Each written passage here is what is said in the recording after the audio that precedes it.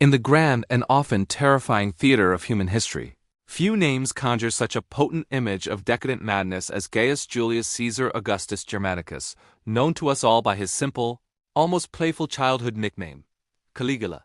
His reign, which began in the year 37 AD, was a brief and spectacular inferno, lasting less than 4 years.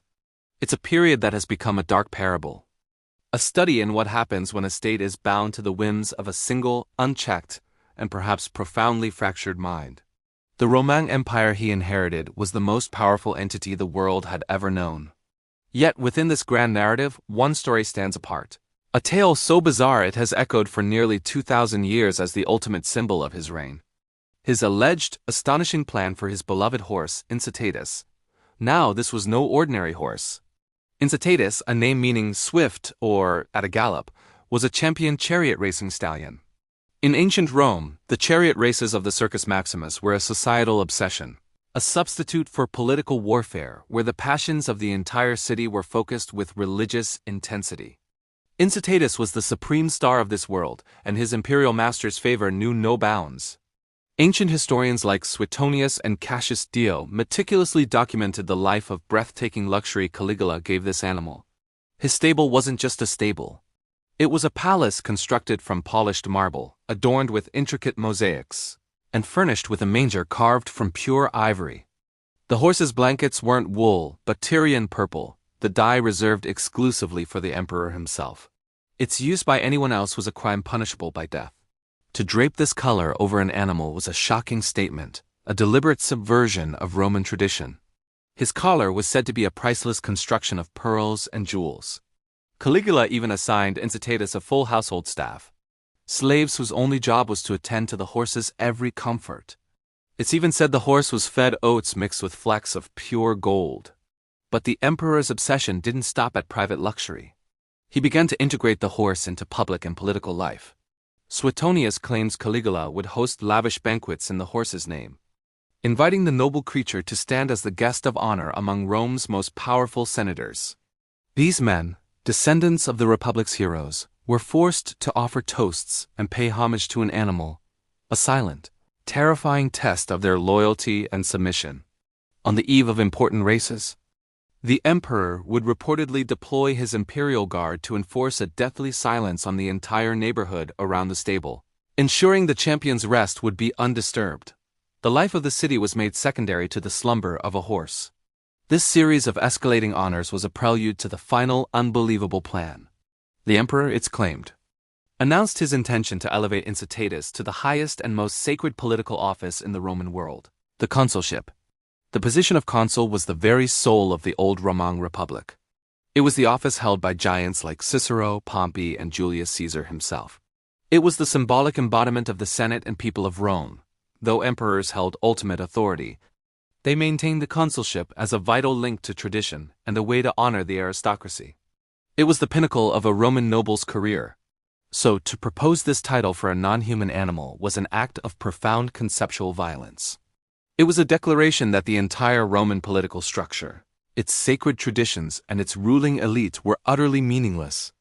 This brings us to the central mystery that still fuels debate today. Was this the definitive proof of Caligula's insanity?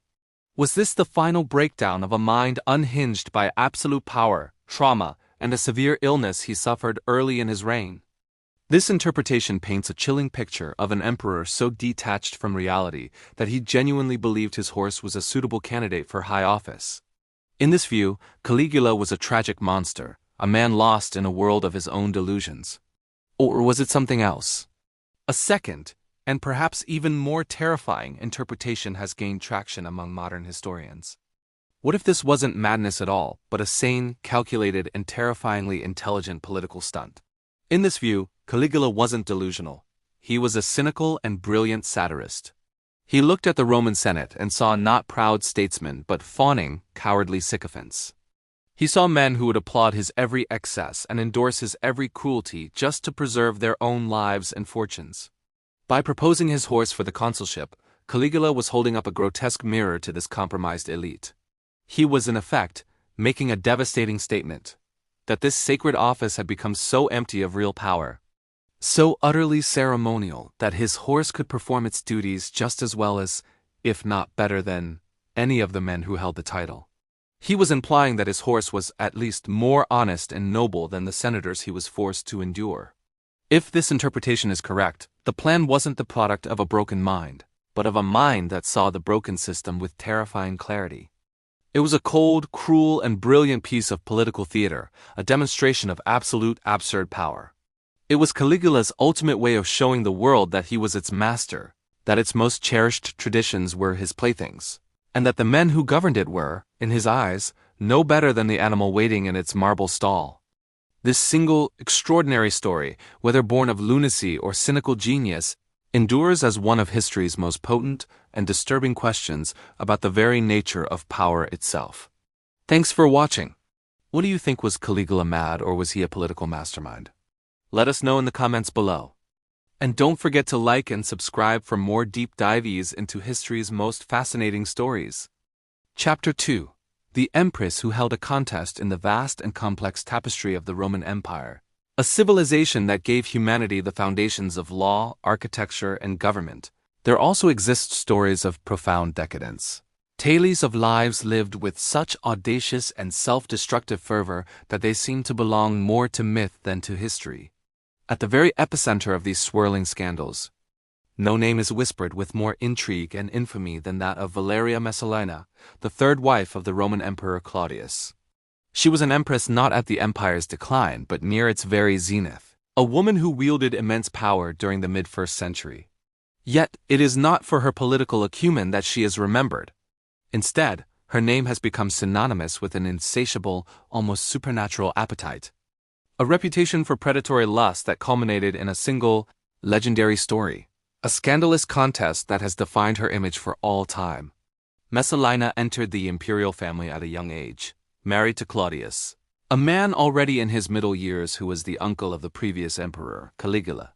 When Claudius was unexpectedly hailed as emperor by the Praetorian Guard in the year 41, Messalina, still a teenager, was suddenly elevated to the position of the most powerful woman in the known world. She was by all accounts beautiful, ambitious, and utterly ruthless.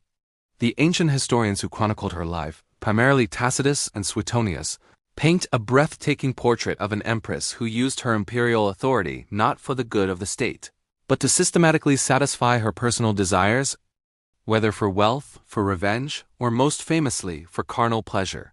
They accuse her of arranging the executions of senators, knights, and rivals, all while her studious and often oblivious husband, Claudius, was occupied with his histories and public works. Her appetites, as described by these sources, were not merely a private vice but a public and flagrant performance of power. The historian Pliny the Elder, a contemporary and later Cassius Dio, recount the story that became the apex of her infamy. The scandal, they allege, was not a hidden affair, but a legendary contest, a formal challenge born of imperial arrogance.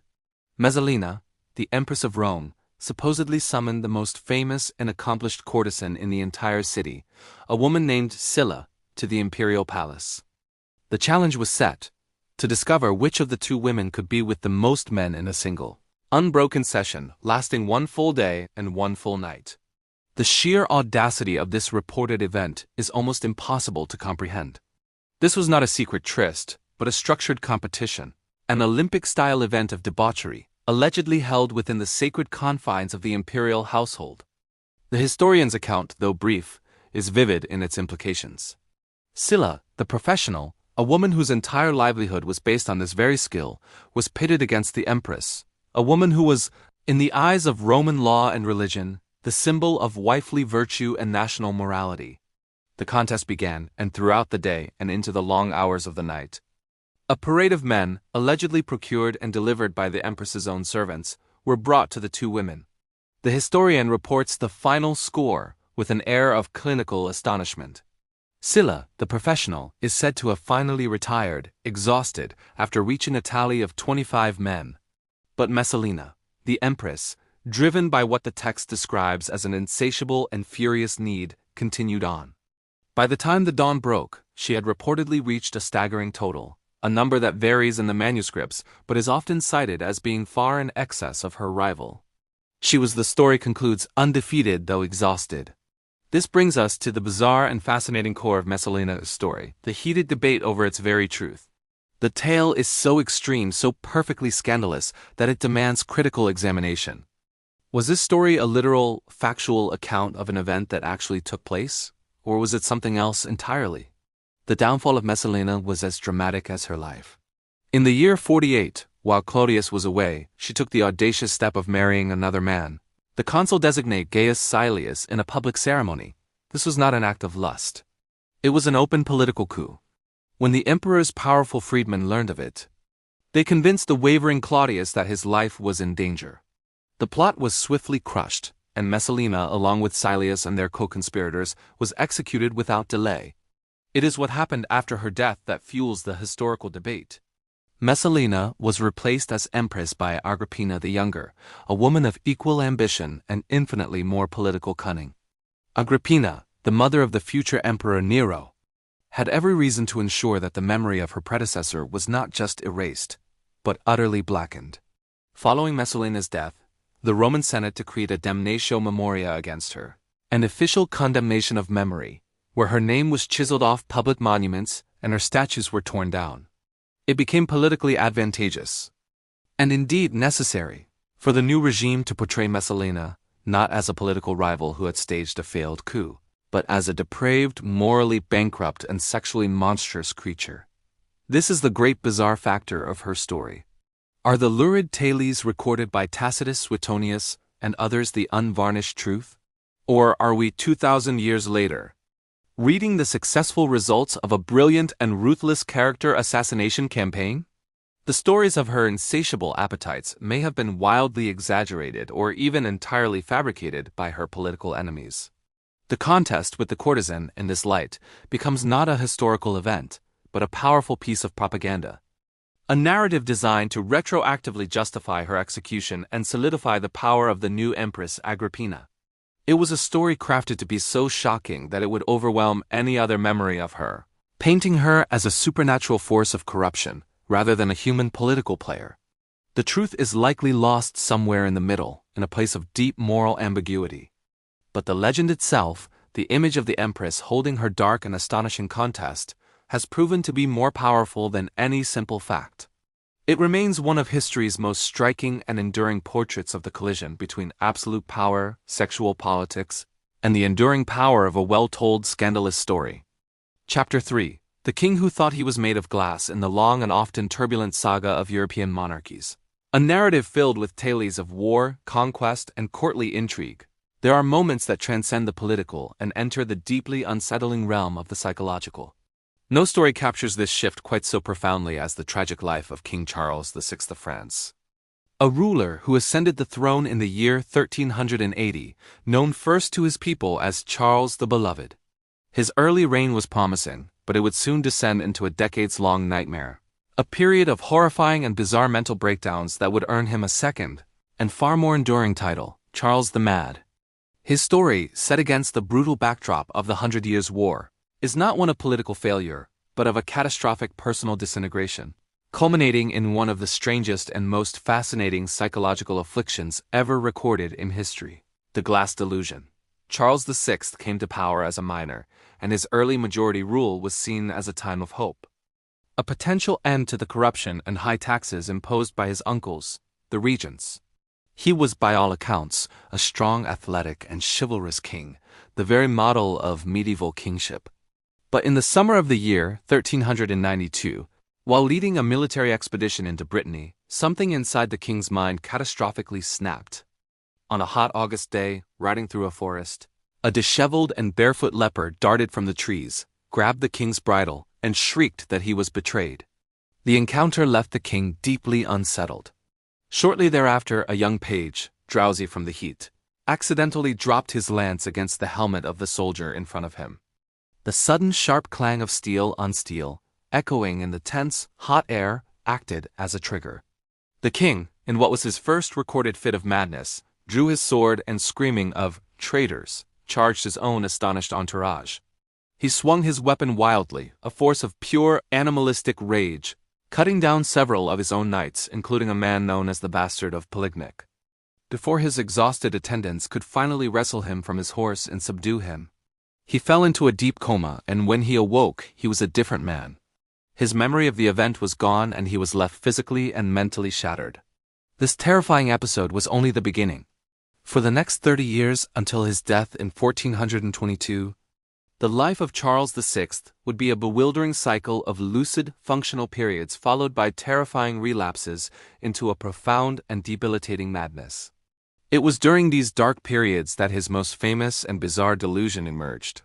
Charles began to believe, with unshakable conviction, that his body was no longer made of flesh and bone, but that he was composed entirely of glass.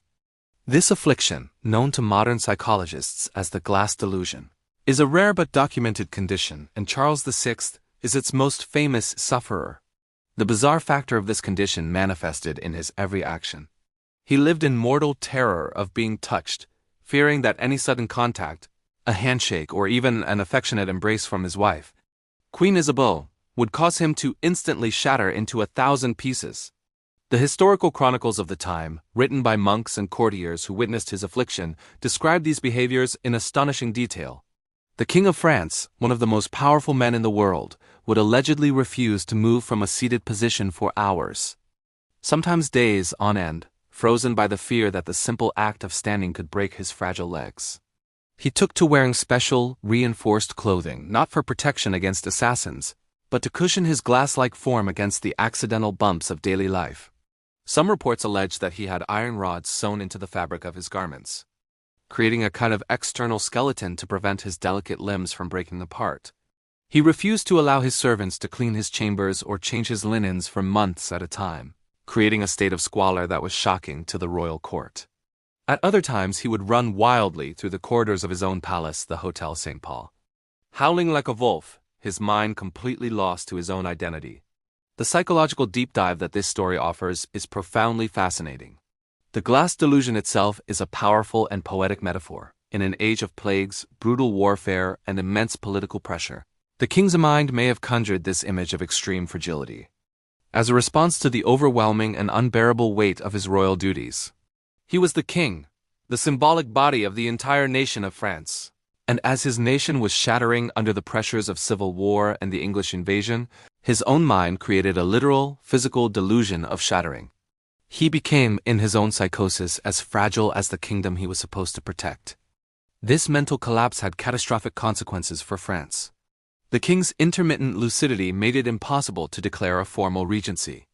As a result, his powerful uncles and his brother, the Duke of Orleans, vied for control, plunging the nation into a bitter civil war between the factions known as the Armagnacs and the Burgundians. This internal chaos was ruthlessly exploited by the English, leading to the devastating French defeat at the Battle of Agincourt in the year 1415.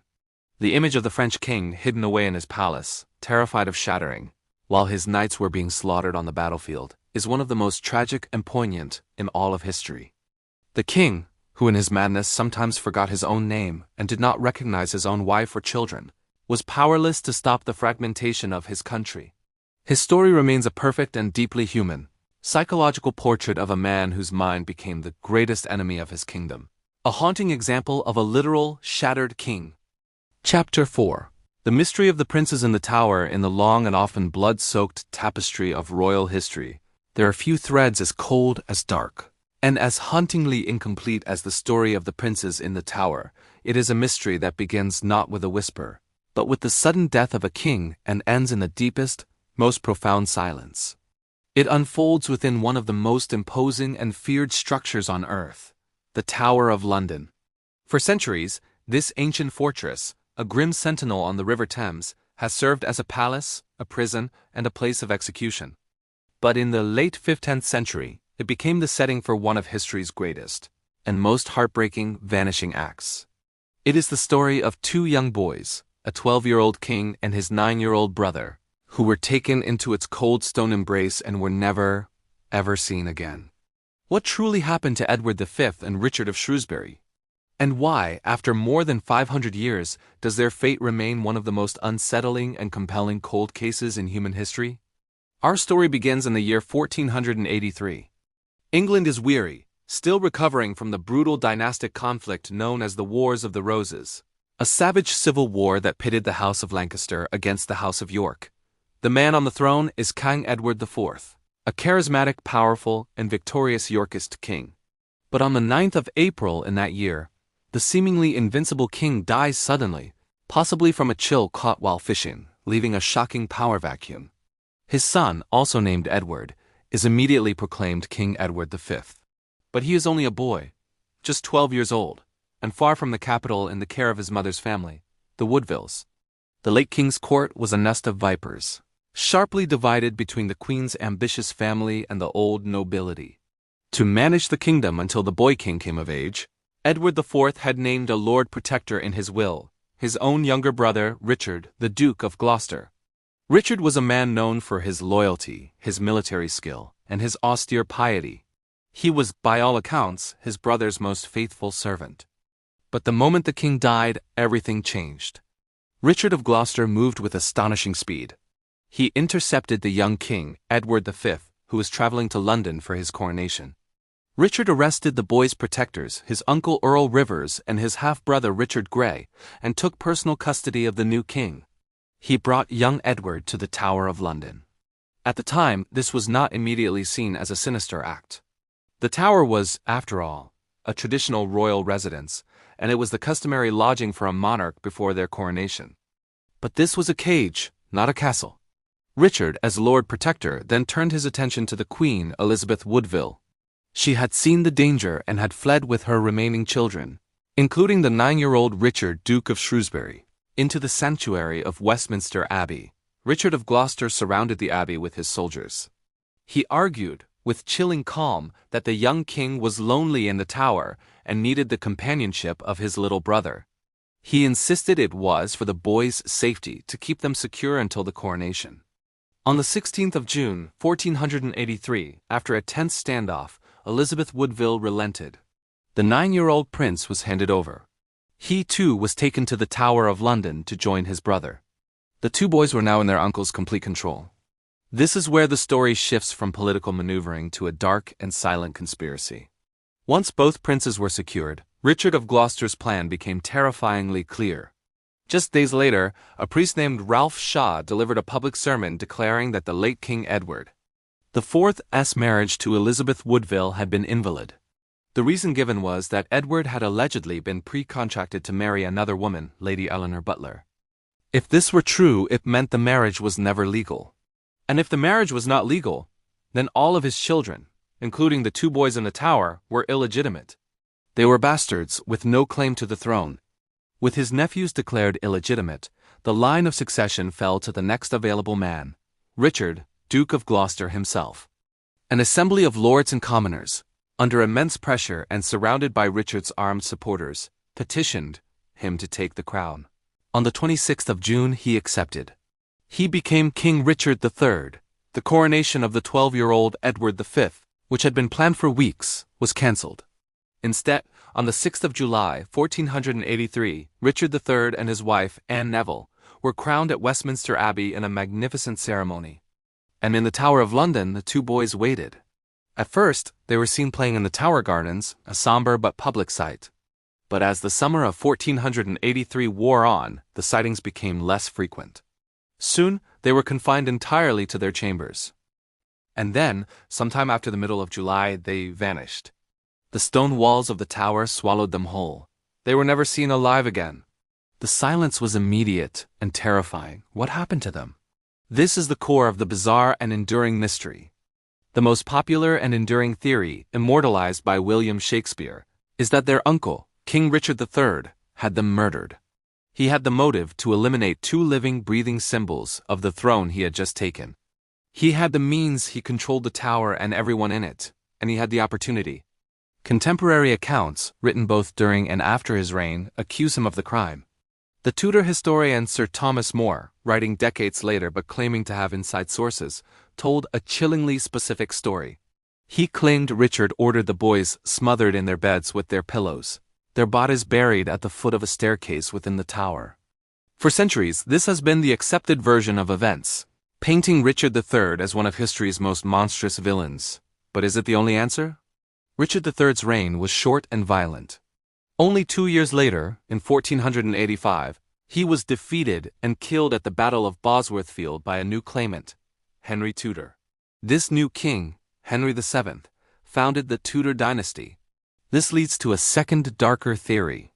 What if the boys were still alive when Richard III died? Henry VII had an even weaker claim to the throne than Richard.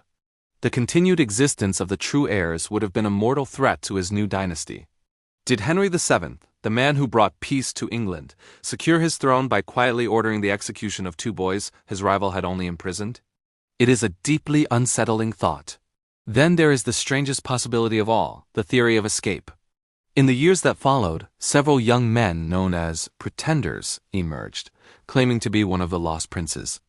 The most famous was a young man named Perkin Warbeck, who appeared in the 1490s claiming to be Richard, the younger of the two brothers.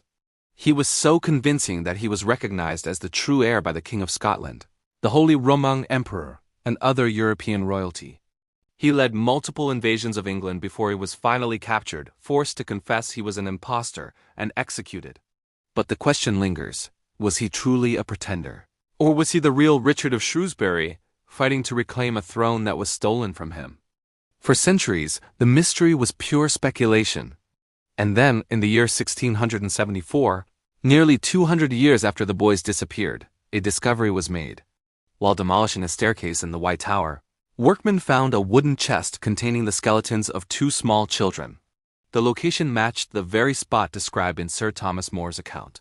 Believing these were the long-lost princes, King Charles II ordered the bones to be given a royal burial. They were placed in an urn in Westminster Abbey, where they remain to this day. But this is not the end of the story. It is the final frustrating lock on the mystery. In the modern era, historians, scientists, and descendants have repeatedly petitioned for these bones to be subjected to modern forensic and DNA analysis. Such tests could confirm their ages, their general health, and most importantly, whether they are related to the royal line. But the Church of England and the royal family have, to this date, refused permission. The mystery, it seems, is to be preserved. And so the world is left to wonder, were the bones a Tudor plant? Were they the real princes murdered by their uncle? Or were they two other unknown children, lost to the tower's dark history? The story of the princes remains a haunting, soothing, and deeply dark mystery. It is a story with no ending, a whisper of two lost children echoing forever in the cold, empty chambers of the tower. Chapter 5. The Queen Who Wouldn't Let Go. Among the grand and often tragic figures of European royalty, few stories resonate with such a haunting blend of obsessive love, profound grief, and chilling madness as that of Queen Joanna of Castile.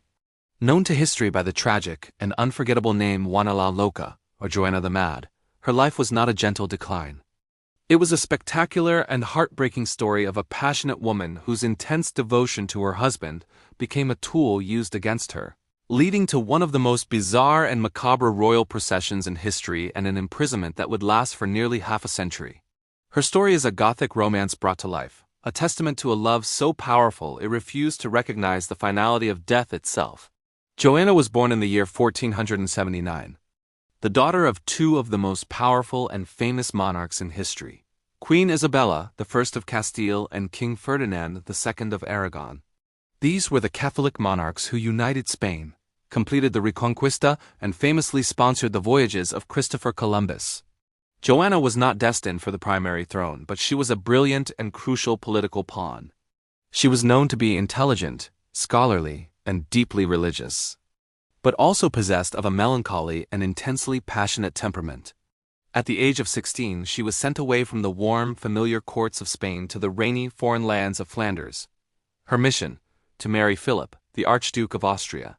This was a political alliance, designed to forge a powerful bond between the Spanish and Habsburg dynasties. What no one could have predicted was that it would become one of the most fiery and obsessive love affairs of the era. The man she married was known as Philip the Handsome, and by all accounts, he was charismatic, charming, and extraordinarily attractive. From the moment they met, Joanna was utterly and completely captivated. Their attraction was said to be so immediate and so intense that they demanded to be married that very same day, abandoning the planned ceremony to consummate their union. Joanna's love for Philip was all-consuming. It was the center of her entire universe. But Philip the Handsome was not a faithful man. He was a notorious philanderer, and his constant and open infidelities tortured the deeply devoted Joanna. Her passionate love began to curdle into a desperate, jealous obsession. Stories of her volatile behavior began to spread. It was whispered that she would fly into fits of rage, that she would weep for days, and that she even physically attacked one of Philip's alleged mistresses, cutting off the woman's hair in a jealous fury. This behavior, whether a sign of genuine mental instability or the understandable rage of a betrayed and isolated woman, was the beginning of the narrative that would define her life.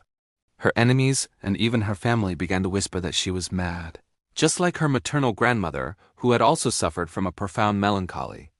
Then, through a series of tragic and unexpected deaths in her family, Joanna's political importance exploded. Her older brother, older sister, and infant nephew all died, leaving her as the sole heir to the vast and wealthy crown of Castile. In the year 1504, her mother, Queen Isabella, died, and Joanna was proclaimed Queen of Castile. Her father, Ferdinand, and her husband, Philip, immediately began a bitter struggle for control of her kingdom, using Joanna's instability as their primary weapon. The ultimate tragedy struck just 2 years later, in the year 1506. While in the Spanish city of Burgos, Philip the Handsome, still only 28 years old, fell ill with a fever after a game of pelota. Within days he was dead. For Joanna, who was pregnant with their 6th child, the death of her husband was not just a loss, it was an apocalypse. Her world did not just end, it shattered into a million pieces. And it is here that her story tips from one of historical tragedy into the realm of the truly bizarre. Joanna refused to let him go. She refused to be separated from his body. She had Philip's corpse embalmed, his handsome features preserved, and she kept him with her in the palace. Her grief was so profound that she would not allow the coffin to be taken to its final resting place. Instead, she began a journey.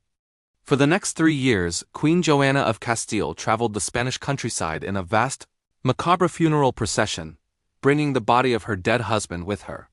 She traveled only at night, claiming that a widow who had lost the son of her soul should not have to endure the light of day. The cortege of monks, guards and courtiers, led by a grieving, black-clad queen and a hearse carrying a dead king, became a phantom legend in the fields of Spain. The bizarre factor in this story is not just the journey itself, but her reported interactions with the corpse. It is alleged that she would periodically order the coffin to be opened. She would gaze upon the embalmed face of Philip the Handsome, embrace his body, and kiss his cold feet, refusing to accept that he was truly gone. She even forbade any women from approaching the corpse, her jealous obsession continuing even in his death. This ghoulish, heartbreaking spectacle cemented her reputation as Juana la Loca. This madness, however, was incredibly convenient for the men in her life. Her father, Ferdinand of Aragon, saw his ultimate opportunity.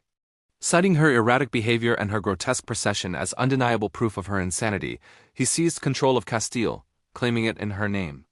In the year 1509, he put an end to her grim pilgrimage. He had his own daughter forcibly imprisoned in the royal convent of Santa Clara in Tordesillas, a bleak and isolated fortress monastery. And in a final act of psychological cruelty, he allowed her to keep the embalmed body of her beloved Philip with her. His coffin was placed in the adjoining church, visible from the window of her cell. For years, Joanna remained a prisoner, a queen in name only. When her father Ferdinand died, her hope for freedom was extinguished by the one person she might have trusted, her own son. Her son, Charles V, who would become the most powerful man in the world as Holy Roman Emperor, traveled to Tordesillas to see her. He found his mother, but he had no intention of freeing her. She was far too politically valuable as an insane, imprisoned figurehead. He confirmed her imprisonment and continued to rule in her name, keeping her locked away from the world. Joanna of Castile, the rightful Queen of Spain, would remain a prisoner in that convent for 46 long and agonizing years. She lived on, a ghost in her own kingdom, while her son ruled an empire. Her madness remains one of history's great and tragic questions. Was she truly insane, her mind broken by a love and grief too powerful to bear? Or was she a victim, a passionate and inconvenient woman whose understandable sorrow was willfully misinterpreted and exaggerated by her father and her son so they could steal her crown? Her story is a chilling reminder of how easily love can be weaponized, and how a woman's passion can be twisted into a diagnosis of madness. She was the queen who simply would not let go, and in the end, she was imprisoned by her own heart, and the cold ambitions of those who used it to destroy her. Chapter 6. The Curse of the Final Habsburg in the Grand, Gilded Halls of the 17th Century Spanish Empire. A dynasty that ruled half the known world was slowly, agonizingly collapsing from within. This was the House of Habsburg, a family whose power was legendary, whose territories stretched from Madrid to Manila, from Vienna to the Americas. They were masters of the world, and they had achieved this dominance through a ruthless and singular strategy: conquest and marriage. To keep their vast lands and immense power consolidated, to keep the pure Habsburg blood within the family, they practiced generations of systematic inbreeding. They married uncle to niece, first cousin to first cousin, in a relentless pursuit of dynastic purity. But this arrogance came at a terrible biological price. And that price was paid in full by one man, Charles II of Spain, the final, tragic, and cursed heir of the Spanish Habsburg line. His story is not one of battle or glory. It is a biological horror story, a shocking and bizarre testament to the catastrophic consequences of dynastic arrogance. Charles II, known by his people as El Hechizado, or the Bewitched, was the end of the line. He was the living, breathing, suffering embodiment of a genetic curse. A man so physically and mentally broken by his own lineage that his entire life was a slow-motion catastrophe that held an empire in suspense. To understand Charles, one must understand his blood. His father was King Philip IV of Spain. His mother, Mariana of Austria, was Philip's own niece. This was not an isolated incident. It was the family rule. When geneticists studied the Habsburg line, they calculated Charles II's coefficient of inbreeding to be astonishingly high. It was, in fact, higher than the coefficient that would result from a child born to a brother and sister. He was, in genetic terms, more inbred than any human being known in royal history.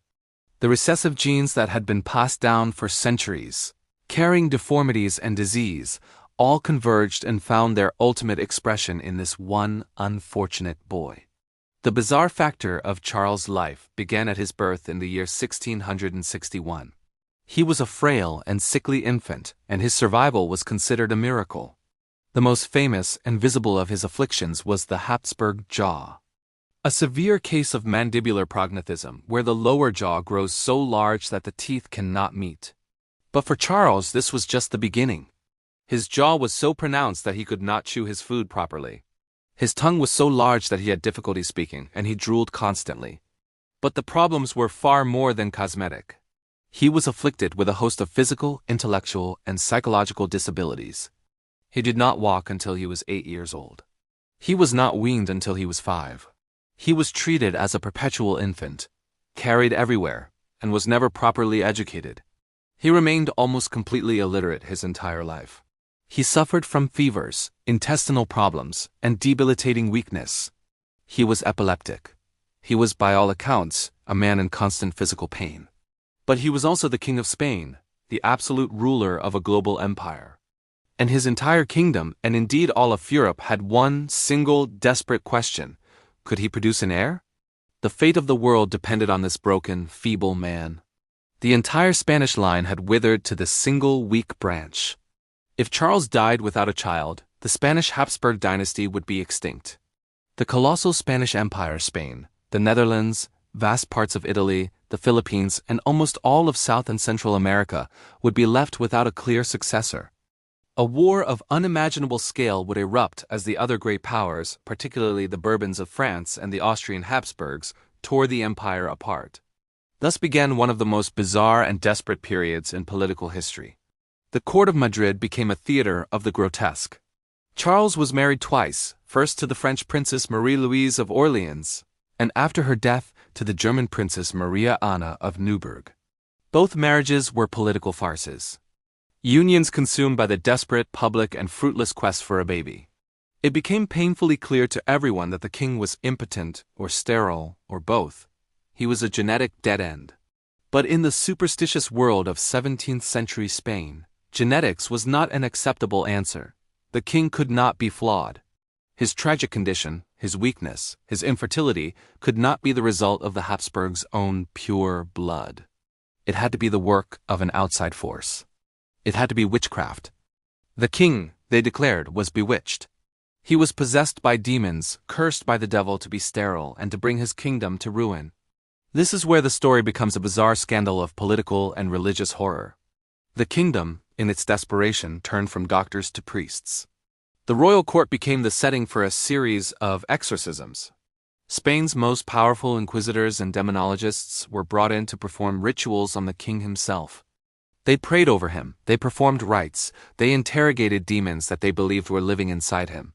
They tried, with all the power of the church, to cast out the curse that was rendering the king infertile. These exorcisms were not secret. They were a matter of state, a political and spiritual crisis that mesmerized and terrified the kingdom. Charles himself, a man of simple and profound piety, fully believed he was possessed, and he submitted to these terrifying and humiliating rituals, all in the desperate hope of a cure that would never come. Meanwhile, outside the palace, the vultures circled. The other kings of Europe were not trying to cure Charles. They were simply waiting for him to die. Diplomats and spies swarmed Madrid. The Spanish succession was the only topic of conversation in every court from Paris to Vienna. Treaties were being secretly signed to carve up Charles's empire the moment his weak heart finally stopped. The entire continent was holding its breath, watching this one man's slow public decay. Charles II finally died on the 1st of November in the year 1700. He was only 38 years old, but his autopsy report was shocking. It described a man whose body was utterly ravaged. His heart was the size of a peppercorn. His lungs corroded, his intestines rotten, and his head full of water. He was a medical and genetic catastrophe. In his final lucid moments, he had dictated a will. In a last desperate act to keep his empire together, he bypassed his Austrian family and left the entire Spanish inheritance to Philip, Duke of Anjou, the grandson of the King of France. The moment the will was read, the very thing everyone had feared came to pass. The rest of Europe refused to accept this massive shift in power. The death of this one broken man immediately triggered the War of the Spanish Succession, a brutal, global conflict that lasted for 13 years and redrew the map of Europe. Charles II was not a king who ruled. He was a king who simply endured. He was the tragic living symbol of a dynasty that had become so obsessed with its own power that it had poisoned its own blood, ending not with a bang, but with the long, drawn-out, and bewitched whimper of its final cursed child. Chapter 7. The Affair of the Diamond Necklace in the Grand and Glittering Tapestry of Royal History. There are few scandals that shine with such a dark and damaging brilliance as the affair of the Diamond Necklace. It is a story that has all the elements of a grand cinematic heist, a treasure of unimaginable value, a cast of audacious con artists, a powerful and gullible target, and at its center, a queen. This was not just a simple theft. It was an event so bizarre, so perfectly timed, and so devastatingly effective that it would help to light the fuse for one of the most violent revolutions the world has ever known. The queen at the heart of this storm was, of course, Marie Antoinette of France, and what made this affair so truly extraordinary was that she was completely and totally innocent. To understand the sheer scale of this deception, one must first understand the world in which it took place. We are in France, in the year 1784. The kingdom is a glittering powder keg, a place of immense wealth and desperate poverty, all existing side by side. At the center of this opulent world is the Palace of Versailles, and at the center of the palace is the Queen Marie Antoinette. She was already a figure of intense public scrutiny and suspicion. As an Austrian princess, she was viewed by many as a foreigner, a symbol of the extravagant, out-of-touch excesses of the monarchy. The public, starved for bread, whispered stories of her fantastic spending, of lavish parties and towering hairdos. It was a reputation that, while wildly exaggerated, made her the perfect target for a conspiracy. She was a queen whom the public was already prepared to believe the worst of. The architect of this grand deception was a woman named Jeanne de Valois-Saint-Remy, more famously known as the Comtesse de la Motte. Jeanne was a figure of desperate ambition, a con artist who claimed a distant and likely fraudulent lineage to the former royal house of Valois. She navigated the fringes of high society with a single-minded goal: to acquire wealth and status by any means necessary.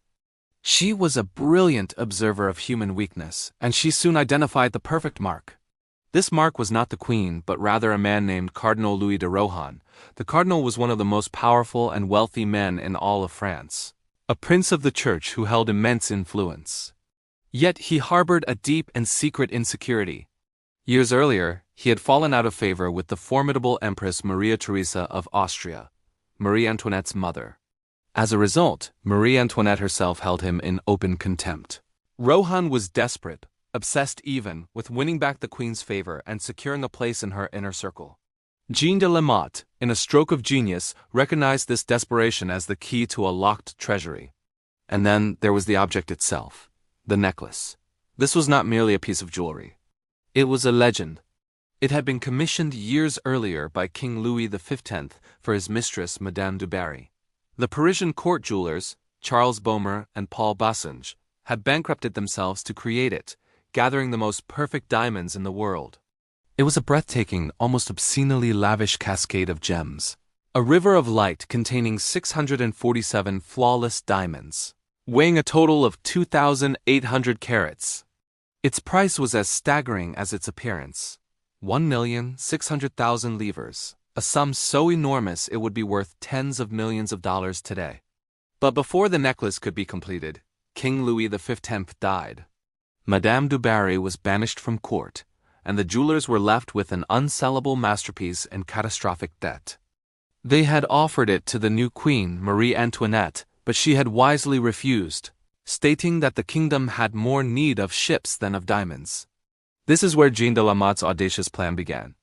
She first insinuated herself into the confidence of Cardinal de Rohan. She convinced him that she was, in fact, a secret and intimate friend of the queen. Soon, a clandestine correspondence began. Jean forged dozens of intimate letters from the queen to the cardinal. In these forged notes, Marie Antoinette slowly softened her tone, hinting at forgiveness and a new secret friendship. Rohan, blinded by his ambition, never once questioned their authenticity. The con reached its cinematic peak in the summer of the year 1784. To cement the deception, Jean arranged a private meeting between Rohan and the queen. On a dark night, in the shadowy groves of the gardens of Versailles, the cardinal was led to a veiled figure dressed in white. This woman, who he fully believed was the Queen of France, was in reality a local Parisian prostitute named Nicole Legay d'Oliva, hired by Jean for her vague resemblance to Marie Antoinette. In the darkness, this impersonator handed the cardinal a single rose and whispered the words, "You may hope." For Rohan, this was the ultimate triumph. The queen, he believed, had finally accepted him. With her hook set, Jean de la Motte began to reel in her catch. She presented the cardinal with a new secret problem. The queen, she claimed, desperately desired the diamond necklace. She had to have it. But, given the kingdom's finances, she could not dare to purchase it publicly. She needed someone to act as her secret guarantor. She needed him. Would the cardinal do her this one great secret service? He would. In a state of ecstatic pride, Cardinal de Rohan met with the jewelers, Baumer and Bassange. He presented them with his forged letters and signed the purchase agreement himself, promising to pay in installments, all as a secret agent for the queen. The jewelers, overjoyed to have finally sold their white elephant, handed the magnificent necklace over. It was given not to the queen, of course, but to a representative, who was in fact Jean de la Motte's husband. He immediately took the necklace to London, where this priceless, historic artifact was brutally broken apart. The great diamonds were sold off, one by one, across the markets of Europe. The entire scheme collapsed, as all such schemes must. When the first massive payment came due, Rohan, unable to pay, defaulted. The jewelers, growing desperate, bypassed the cardinal and went directly to the queen's chambers to beg for their money. And it was at this moment that the grand illusion shattered. Marie Antoinette was, of course, completely baffled. She had no knowledge of any necklace, any letters, or any secret meetings in the garden. She was, for perhaps the first time in this entire affair, telling the simple, unadorned truth. King Louis XVI was furious at this insult to his wife's name. In a dramatic and public display, he had Cardinal de Rohan arrested in his full pontifical robes in the Hall of Mirrors, in front of the entire court. Jean de la Motte, her husband, the impersonator Nicole, and other minor players were all rounded up and thrown into the Bastille. A public trial was set. And here, in this public trial, the truly bizarre factor of the story reveals itself. The trial was a sensation, the scandal of the century. It captivated all of France and all of Europe. And what was the verdict? The court, perhaps intimidated by the power of the church, ultimately acquitted Cardinal de Rohan. The public cheered, viewing him as an innocent, gullible victim duped by a clever con artist. Jean de la Motte was found guilty, publicly flogged, and branded with a V for volus, or thief, before being imprisoned. But the real verdict, the one that truly mattered, was delivered not by the court, but by the public. And in the court of public opinion, Marie Antoinette was found overwhelmingly guilty. This is the central, devastating irony of the entire affair. Despite the court's own findings, despite the clear evidence of forgery and impersonation, the people of France chose to believe that their queen was the true culprit. Why? Because the story Jean had crafted was more believable to them than the truth. A vain, extravagant, foreign queen secretly buying the world's most expensive necklace while her people starved? It fit their narrative perfectly. The scandal confirmed every dark suspicion they already held. The affair of the diamond necklace was a catastrophe for the monarchy. It permanently and irreversibly ruined Marie Antoinette's reputation. It stripped the royal family of its mystique, its dignity, and its moral authority. It made the queen, and by extension the king, appear either monstrously corrupt or impossibly foolish. How, the public asked, could a queen be so easily impersonated in her own garden by a common prostitute? The scandal, a cinematic heist born from the imagination of a single con artist, became a rallying cry. It was, as historians have noted, one of the final and most powerful sparks that helped to light the great, consuming fire of the French Revolution, which would erupt just a few years later, in the year 1789. This affair remains more than just a historical curiosity. It is a profound and terrifying lesson in the power of public perception, a testament to how a well-timed lie, aimed at a target the world is ready to hate, can be more powerful than the truth. The diamond necklace itself, shattered and scattered, was gone. But the damage it inflicted on the crown was absolute, a wound from which the French monarchy would never, ever recover. Chapter 8. The Shadow Behind the Throne, Rasputin and the Romanovs. In the final, twilight years of the great Russian Empire, in the opulent halls of the Alexander Palace, there existed a shadow so profound and mysterious that it has captivated and baffled historians for more than a century.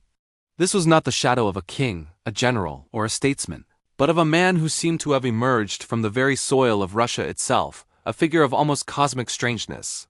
His name was Grigory Rasputin, known to a trembling and fascinated world as the Mad Monk. He was a bizarre, mystical peasant who, against all logic, gained an almost hypnotic control over the Empress of Russia, Alexandra Fyodorovna, and in doing so, sealed the fate of the 300-year-old Romanov dynasty. The story of how this one man came to hold an empire in his grasp is one of the most astonishing and disturbing tales in all of human history. The stage for this incredible drama was set in a Russia teetering on the brink of collapse. Its ruler, Tsar Nicholas II, was a man ill-suited for the monumental task of governing a vast and troubled nation. His wife, the Empress Alexandra, was a woman of deep, almost fanatical religious devotion, and she carried a terrible, secret burden. That burden was the health of her only son, the heir to the throne, Tsarevich Alexei. The young boy, the hope of the entire empire, suffered from a devastating affliction known as hemophilia. This is not a simple illness but a rare genetic disorder, meaning that the body's mechanisms for healing are fundamentally broken. In simple terms, this means his blood lacked the essential proteins required to clot. A simple fall, a minor scrape, or even a bruise, which for a normal child would be a momentary inconvenience, could for Alexei become a life-threatening crisis, a cascading nightmare of internal bleeding, agonizing pain, and the constant, looming specter of death. Into this crucible of fear, desperation, and royal secrecy, Grigory Rasputin arrived in the year 1905. He was not a creature of the court. He was a starets, a wandering holy man or pilgrim who had journeyed from the remote wilderness of Siberia. He was rough, uneducated, and unwashed, his beard matted and his eyes possessing a brilliant, piercing quality that unnerved all who met him. He was a figure of profound contradictions, a man of the earth who claimed to speak for the heavens. He was introduced to the royal family as a man of God, a mystic who possessed unique spiritual insights. For the desperate empress, who had exhausted the skills of the finest doctors in Russia, Rasputin represented a last desperate hope. The central narrative, the very axis upon which this bizarre story turns, is Rasputin's claim that he was the only one who could heal her son. And in a phenomenon that defied every prediction of medical science at the time, he seemingly did. When Alexei would suffer one of his agonizing bleeding episodes, the empress would send for Rasputin. The monk would arrive, often disheveled, and enter the boy's chambers. He would not bring medicine, nor would he perform surgery. He would simply stand over the boy, or perhaps touch his forehead and pray with a deep, resonant intensity. And then, almost miraculously, the bleeding would stop. The boy's fever would break. The pain would recede. This was not just one single event, but a carefully documented pattern that repeated time and time again. Historians and scientists have long debated the source of this seemingly supernatural power. Was it a true miracle, as the empress devoutly believed? Was it a form of hypnotic suggestion, his powerful, calming presence slowing the boy's heart rate and lowering his blood pressure, which in turn slowed the bleeding? Or was it, as some have suggested, a case of brilliant, if unconscious, medical intuition? Rasputin famously demanded that the doctors be kept away from the Tsarevich during his treatments. At the time, one of the most common treatments for pain was aspirin, a new wonder drug. What was not known then, but is common knowledge today, is that aspirin is a powerful anticoagulant, a blood thinner.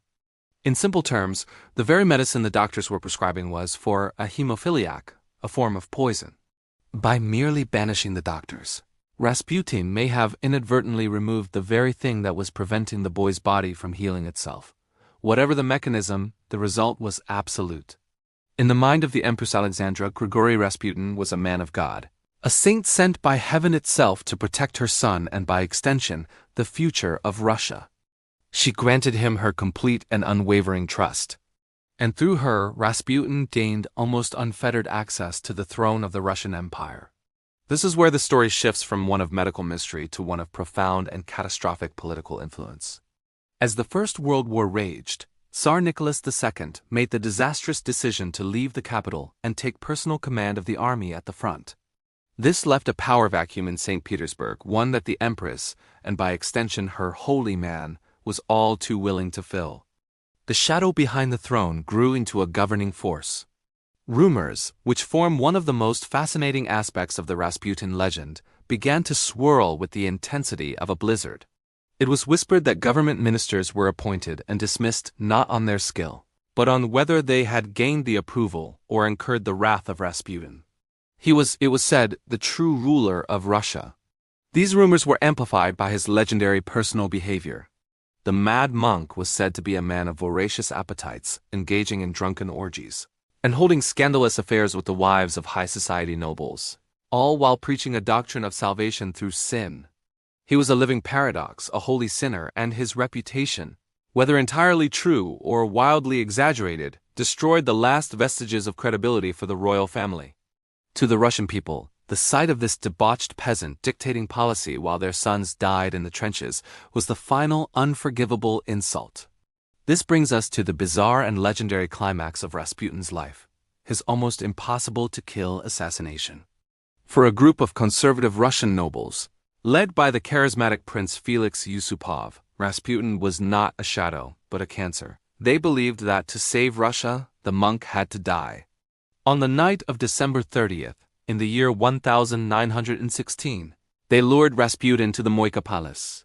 What followed, if the accounts are to be believed, defied all known limits of human endurance. First, the conspirators fed him cakes and Madeira wine that had been laced with massive quantities of cyanide. Rasputin ate and drank heartily, but the poison, which should have killed a dozen men, seemed to have no effect whatsoever. He complained only of a dryness in his throat. Astonished and terrified, Prince Yusupov retrieved a revolver and shot Rasputin in the chest, a wound that was surely fatal. The monk collapsed. But as the conspirators examined the body, Rasputin's eyes suddenly snapped open. With a roar, the dead man leaped to his feet and lunged at Yusupov, who fled in terror. Rasputin, bleeding profusely, staggered out into the snow-filled courtyard, seemingly intent on escaping. The other conspirators, seeing the monk rise from the dead, were struck with a primal fear but opened fire. They shot him again and again. He finally fell. To be certain, they bludgeoned his body with a club and, binding his limbs, drove to a bridge over the icy Neva River. They pushed his body through a hole in the ice, sending him to a watery grave. The legend, however, was not finished. When Rasputin's body was recovered from the river several days later, his arms were found to be unbound and raised, his lungs filled with water. The autopsy, it was claimed, revealed that the cause of death was not poison, nor the bullets, nor the bludgeoning, but drowning. He had been alive, conscious, and struggling to free himself, even after enduring an ordeal that would have annihilated any ordinary mortal. Grigory Rasputin was more than a man. He was a phenomenon, a dark and powerful nebula of charisma, mystery, and historical force.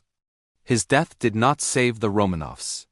Instead, it was the opening act of the revolution that would only months later sweep them and their entire world away, forever leaving only the legend a testament to how far human curiosity and technology, or in this case sheer will and mystery, have come. Chapter 9. The Fairy Tale King's Mysterious Death, Ludwig II of Bavaria. In the heart of Europe, nestled in the dramatic, soaring landscapes of the Bavarian Alps, there stands a collection of castles so fantastical, so bizarre, and so utterly dreamlike that they seem to have been pulled from the pages of a forgotten myth. These are not the grim, practical fortresses of medieval warfare, but towering monuments to a single, obsessive imagination. They are the legacy of King Ludwig II of Bavaria, a man known to history as the Fairy Tale King, and his story, like his creations, remains one of the most fascinating and tragically mysterious in the annals of royalty.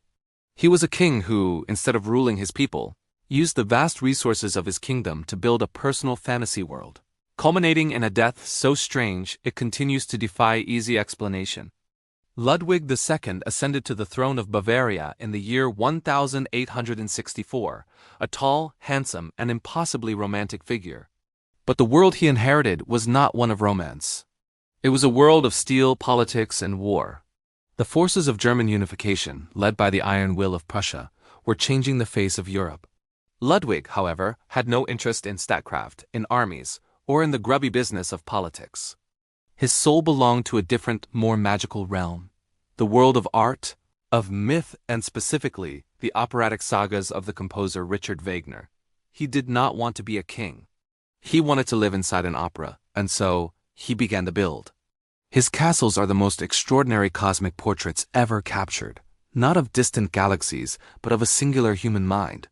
Instead of attending to the duties of his station, he poured his personal fortune, and vast sums borrowed against the credit of the state, into a series of fantastically bizarre, dreamlike constructions. The most famous of these, Neuschwanstein, has become a global icon, the direct inspiration for Disney's Sleeping Beauty castle. It is a structure that defies logic, a white-turreted fantasy perched on a rugged cliff high above a gorge. It was built not for defense, but for scenery. Its halls are not for councils of war, but are painted with scenes from the very Wagnerian legends Ludwig adored. It was, in essence, a colossal, habitable stage set. But this was not his only creation. He built Linderhof Palace, a jewel box of Rococo splendor, and within its grounds, he engineered one of the most bizarre features in royal history, the Venus Grotto.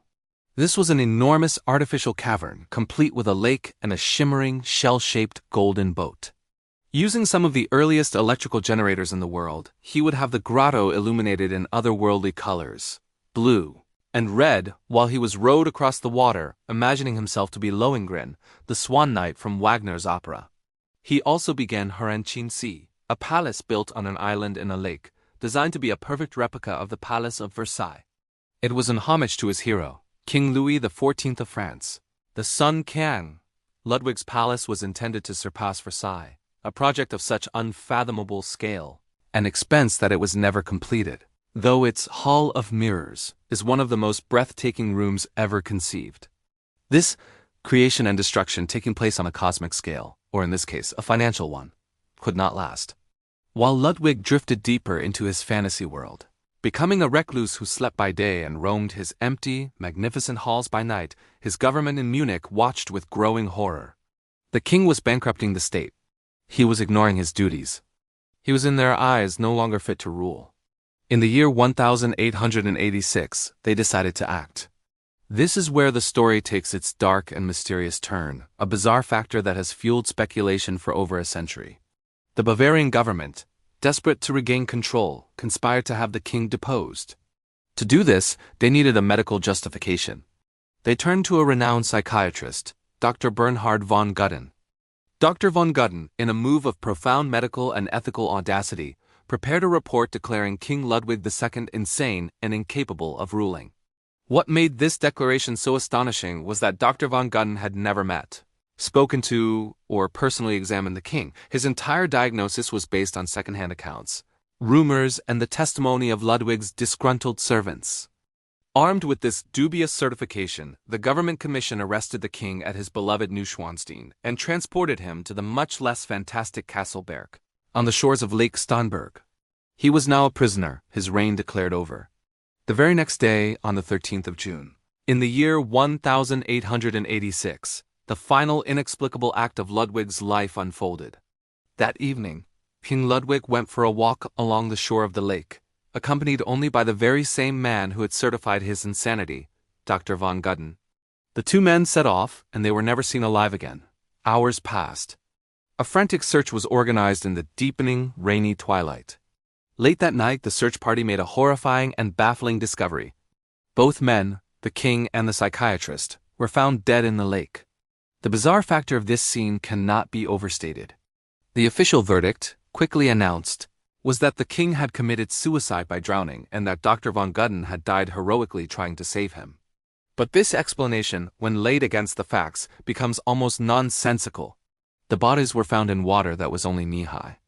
Ludwig II was an exceptionally strong and capable swimmer, having loved the water all his life. A man of his strength could not accidentally drown in water so shallow. Furthermore, the body of Dr. von Gudden showed clear signs of a violent struggle, including scratches, bruises, and evidence of strangulation. Ludwig's body, on the other hand, showed no clear signs of drowning. This most detailed and highest quality image of a king's death is, in reality, a blurred and contradictory mess, leaving only tantalizing and dark questions. Was it suicide? Did the humiliated king, in a fit of despair, wade into the lake and force his own head beneath the shallow water, murdering his doctor who tried to intervene? Or was it, as many have long believed, a skillfully executed assassination? Did government agents, shadowy figures in the reeds, intercept the two men? Perhaps Ludwig, realizing he was being led to his death, fought back, killing Gudden, before he himself was murdered and the scene staged to look like a suicide. Or was it a tragic accident? Did Ludwig attempt to escape perhaps by swimming the lake, and in the ensuing struggle with his doctor, did they both perish from shock and exposure in the cold water? We will never know. The Bavarian government quickly suppressed all further investigation. The fairy tale king was dead, and the mystery of his final moments was submerged with him. Today, his dreamlike castles, which once defied every prediction of fiscal responsibility, are the very things that fuel Bavaria's tourist economy, visited by millions each year. They are a testament to how far human curiosity and technology, or in this case, artistic obsession, have come. King Ludwig II, the man who built his own reality, left behind a legacy of breathtaking beauty and a death that remains one of the most profound and unsolved mysteries in modern history. A historic symbol of what humanity can achieve through persistence, creativity, and the desire to look beyond the limits of what we once thought was possible. Chapter 10. The Man in the Iron Mask and the Grand and Opulent Age of 17th Century France. A time defined by the absolute and radiant power of the Sun King, King Louis XIV. There existed a profound and terrifying secret. This was a mystery hidden not in the glittering halls of the Palace of Versailles, with its endless mirrors and golden chambers, but in the cold, damp, and desolate dungeons of the kingdom's most secure prisons. For decades, a single solitary individual was held captive, a ghost in the state's machine, known to history not by a name, but by the horrifying apparatus that concealed his identity. This was the prisoner who has become known to the world as the Man in the Iron Mask. This unknown man's ordeal spanned an agonizing length of time, stretching across multiple decades of the late 17th century. He was not a common criminal, for the resources dedicated to his imprisonment were vast, his secrecy a matter of the highest national importance. His entire existence was an erasure, a life lived under the constant watch of his jailer, a man named Benin d'Auvergne de Saint-Mars. This jailer was himself a figure of significance, a trusted agent of the crown, and his career can be traced by following the slow, grim transfer of this one special prisoner. The captive was first held in the fortress of Pignerol, then moved to the remote and windswept island of Isle Sainte-Marguerite, a lonely speck of land in the Mediterranean Sea. Finally, as Saint-Mars's own career advanced, the prisoner was transferred to the most infamous prison in all of Europe, the Bastille, in the heart of Paris itself. Throughout this entire period, this long and soul-crushing journey that lasted for over 30 years, the man was forced to wear a mask. The historical record, penned by philosophers and writers like Voltaire, has often described this mask as being made of iron, a cruel and heavy contraption, riveted and locked into place. One can only imagine the torment of such a device, a permanent barrier between the man and the world, a constant, cold weight upon his face. Yet other, perhaps more sober contemporary accounts describe the mask not as iron, but as one made of black velvet. While this might seem a less physically torturous option, its psychological impact remains just as profound. A velvet mask, soft and complete, would still serve its primary terrifying purpose, to ensure that no living soul, no guard, no physician, no priest, could ever glimpse the features of the man hidden beneath. Whether iron or velvet, the effect was total. It made the prisoner a non-person, a walking enigma whose very face was a state secret. The bizarre and fascinating factor of this story, the element that has captured the imagination of historians and storytellers for centuries, is the profound and impenetrable mystery of his identity. The secrecy surrounding him was absolute. He was given comfortable lodgings, better than a typical prisoner, and was treated with a strange, formal respect. Yet the orders were explicit. If he ever spoke of anything other than his immediate needs, he was to be killed instantly. When he was moved from one prison to another, he was transported in a closed sedan chair, guarded by armed men, his masked face hidden even from the light of the sky. When he finally died in the Bastille in the year 1703, he was buried under the false name of Marcaille. Immediately following his death, his cell was scrubbed clean.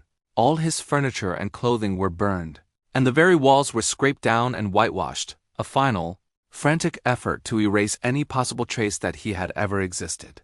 Why would the powerful French state, at the very zenith of its authority under Louis XIV, go to such extraordinary lengths to hide one man?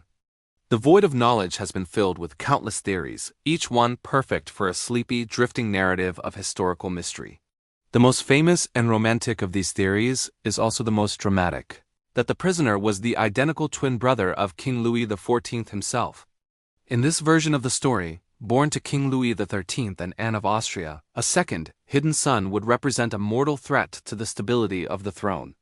A twin brother, sharing the king's face and blood, could become a rallying point for rebels and conspirators, a living challenge to the legitimacy of the Sun King. To imprison him, to hide his identical royal face behind a mask, would be a terrible but, in the cold logic of absolute monarchy, necessary act to preserve the power of the one true king.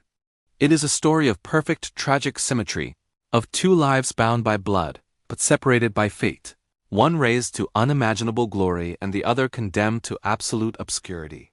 Other theories point to a more political, though no less compelling, identity.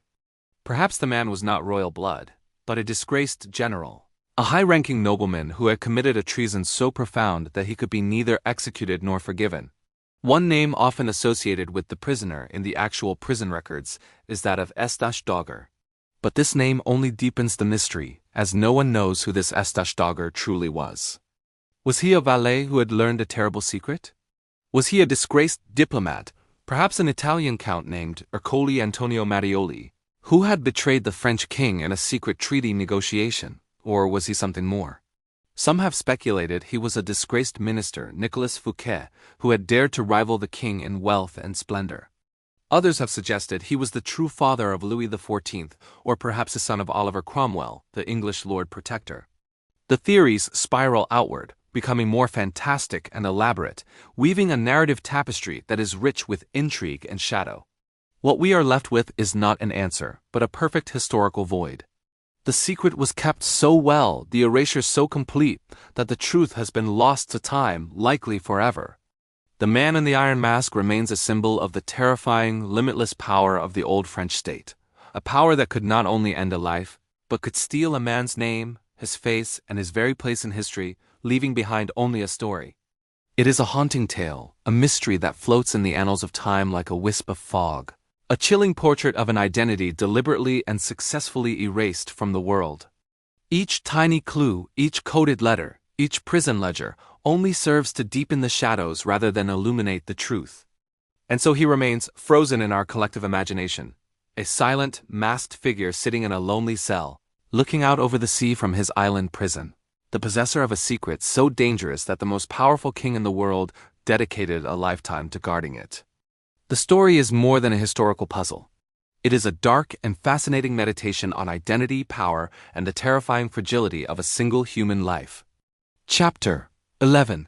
The Imperial Kleptomaniac in the middle of the 20th century. As the old world of empires and dynasties was breathing its last, there ruled a man who embodied the excess and tragedy of that fading era.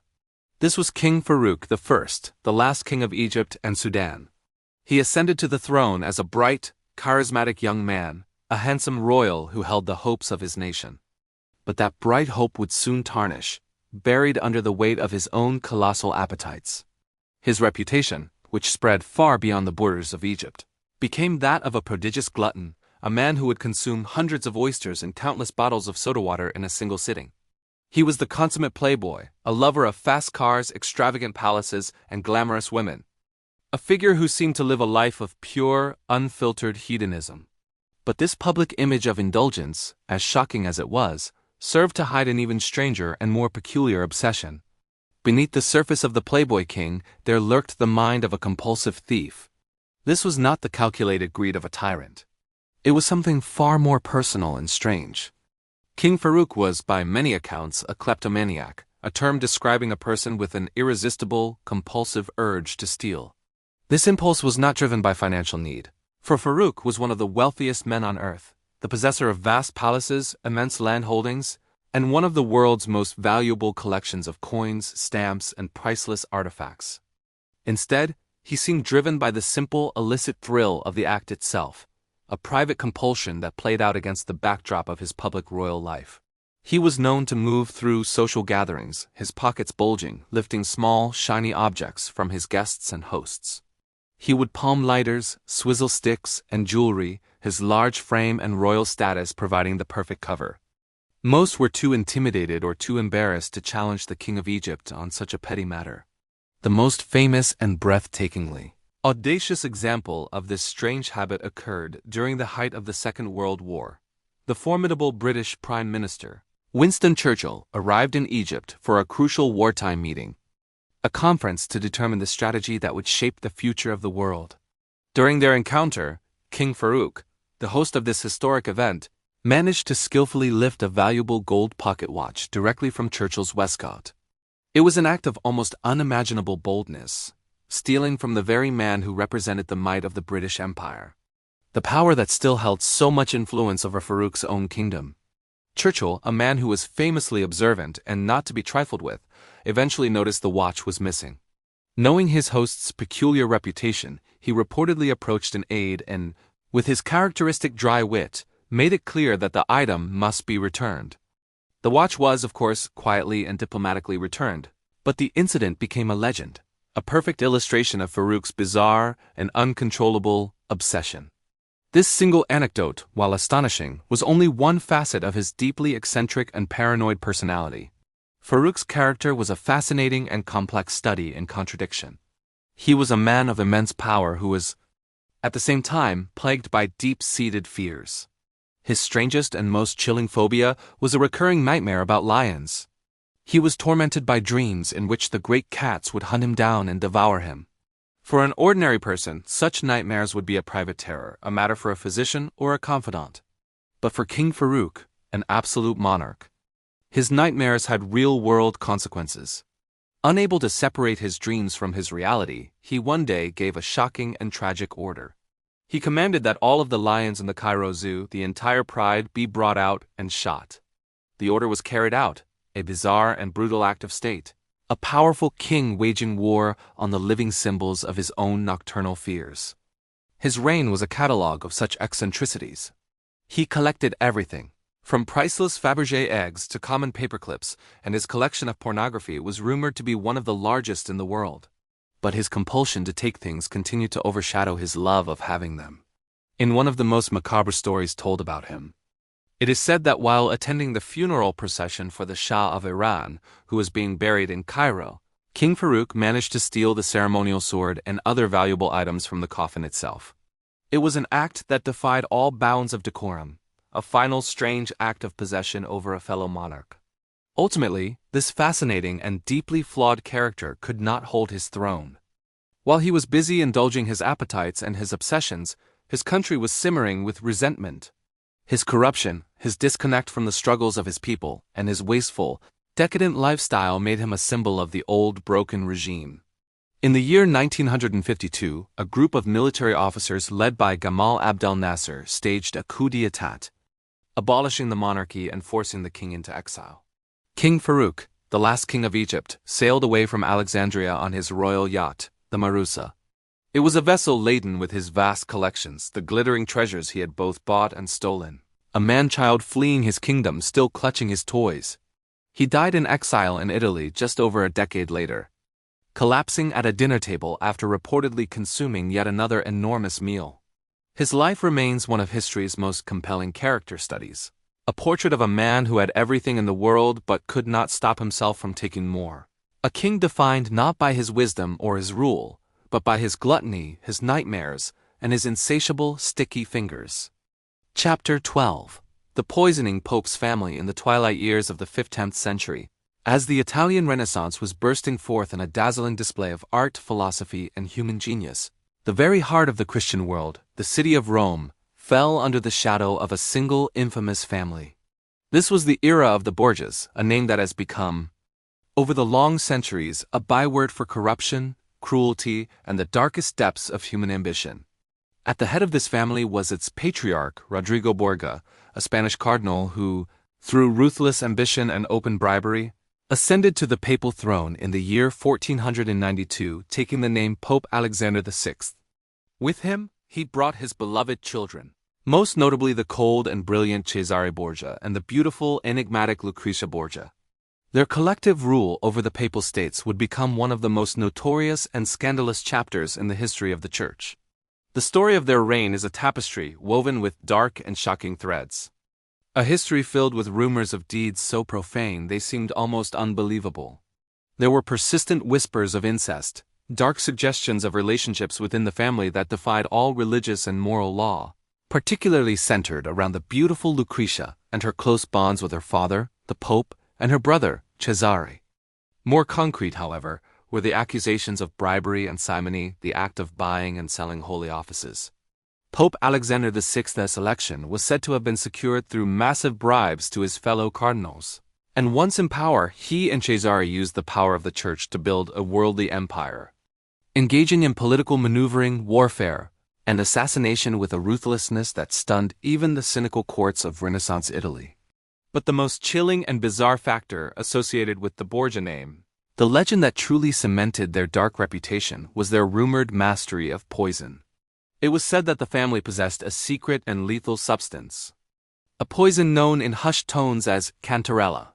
This mysterious toxin, believed by modern historians to be a potent formulation of arsenic, was rumored to be their preferred tool for eliminating rivals, inconvenient cardinals, and wealthy noblemen whose fortunes they wished to seize. The stories described how this poison would be administered with chilling subtlety, most often at lavish dinner parties and grand banquets held within the Vatican itself. A rival cardinal might be offered a special glass of wine or a poisoned piece of fruit, while the Borgias, knowing which items were safe, watched on. This method was allegedly so effective and so terrifying that an invitation to dine with the Pope became a source of mortal fear among the Roman elite. Legends even spoke of a special Borgia ring worn by Cesare, a hollowed-out piece of jewelry with a tiny hidden compartment, allowing him to discreetly slip a deadly white powder into a victim's drink. This striking and horrifying contrast, the juxtaposition of the family's holy positions against their dark and worldly deeds, is what makes their story so utterly fascinating. Pope Alexander VI was the vicar of Christ on earth, the spiritual leader for all of Christendom, a man who held the symbolic keys to the kingdom of heaven. Yet he was simultaneously a doting father who openly acknowledged his illegitimate children, a political schemer who waged wars, and if the rumors are to be believed, a cold-blooded murderer. His son, Cesare Borgia, was made a cardinal at a young age, a prince of the church, only to later renounce his holy vows.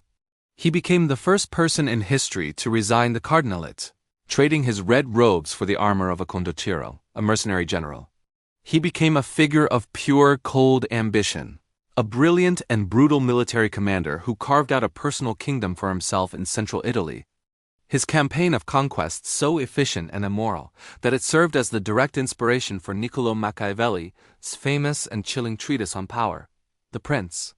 And then there was Lucretia, the golden-haired daughter, who has been painted by history as either a willing participant in her family's just crimes or their most tragic victim. She was a pawn in their dynastic games. Married off 3 separate times to forge political alliances, her first marriage was annulled on false, humiliating grounds. Her second husband was brutally attacked and later strangled to death in his own bed, an act widely believed to have been ordered by her brother, Cesare, once that alliance was no longer useful. While the dark rumors of incest and poisoning swirled around her, she would eventually find a measure of peace as the Duchess of Ferrara, where she reinvented herself as a respected and pious patron of the arts, leaving historians to forever debate her true nature. Was she the poison-wielding monster of legend, or a woman forced to survive in a world of ruthless men, her reputation destroyed to serve their political aims? The Borgia dynasty, built on a foundation of bribery and fear, ultimately crumbled with the death of its patriarch.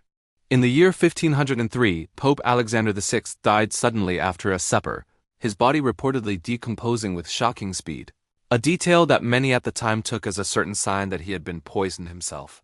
The most ironic theory suggests that he and Cesare had prepared a poisoned drink for another guest, but accidentally consumed it themselves in a fatal mistake. With the Pope dead, Caesar's carefully constructed empire collapsed, his enemies returned, and his power evaporated. The Borgia era was over, lasting little more than a decade, but their legacy was permanent. They had demonstrated, in the most dramatic way possible, the profound corruption that had taken root within the Renaissance Church, a darkness that existed in the very shadow of St. Peter's throne. Their story endures, a mesmerizing and terrible tale of a holy family whose earthly ambitions led them to commit the most unholy of sins. Chapter 13. The Queen Who Dressed as a Man. In the grand and often rigid tapestry of European royal history, where the roles of kings and queens were defined by unbending tradition and dynastic duty, few figures have ever burned with such a fierce and unconventional light as Queen Christina of Sweden. She was a monarch who ruled in the 1600s, a time known more formally as the 17th century, an era of profound religious conflict and deeply entrenched patriarchal structures. But Christina was a force of nature, a mind so brilliant and a spirit so independent that she refused to be constrained by the expectations of her court, her country, or her time. Her reign and her life would become one of the most fascinating and baffling stories of the age, culminating in an act so shocking that it sent tremors across the entire continent. What drove this extraordinary woman to defy every convention? And why would a ruler at the height of her power choose to walk away from it all? To understand Christina, we must first look at the world she was born into. She became Queen of Sweden in the year 1632 at the tender age of 6, after her father, the great warrior King Gustavus Adolphus, was killed in battle. From the very beginning she was raised not like a princess but like a prince. Her father had insisted upon it.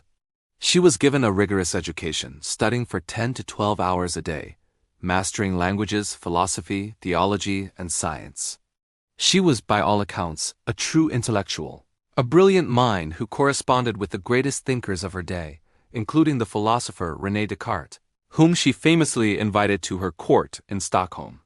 But this brilliance was housed in a personality that was utterly her own.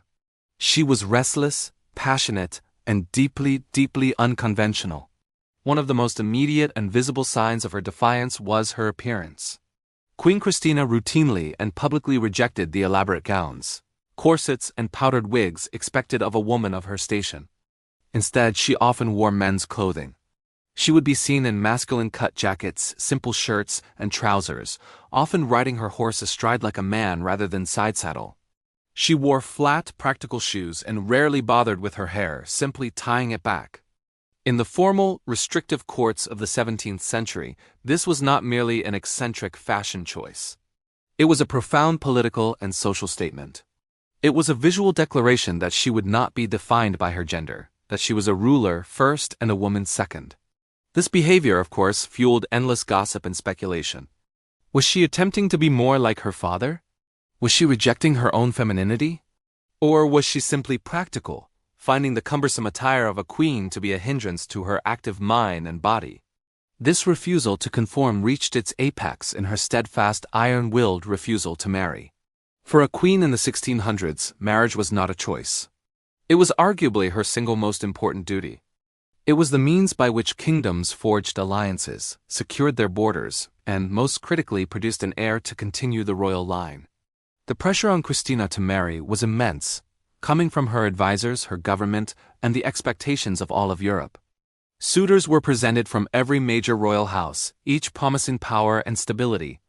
Yet Christina would not be moved. She famously declared that she had no interest in marriage, that she could not and would not submit herself to a husband. This decision was politically explosive. It threw the future of the Swedish royal line into chaos and demonstrated a level of personal autonomy that was simply unheard of for a female monarch of her time. She was signaling to the world that her body, her mind, and her sovereignty were her own, and not the property of the state. But nothing, absolutely nothing, could have prepared Europe for what she did next. Her unconventional behavior, her intellectual pursuits, and her refusal to marry were all just the prelude to her most shocking act. In the year 1654, at the age of 28, Queen Christina of Sweden, ruler of one of the most powerful Protestant nations in the world, a kingdom that was the champion of the Lutheran faith, did the unthinkable. She willingly and formally abdicated her throne. She gave up her crown, her power, and her country. This act alone was enough to baffle the continent. Why would a young, brilliant, and powerful monarch simply give it all away? The reason, when it was revealed, was even more scandalous. After leaving Sweden, Christina traveled south, and in a move that was seen as the ultimate betrayal by her homeland, she formally converted to Catholicism.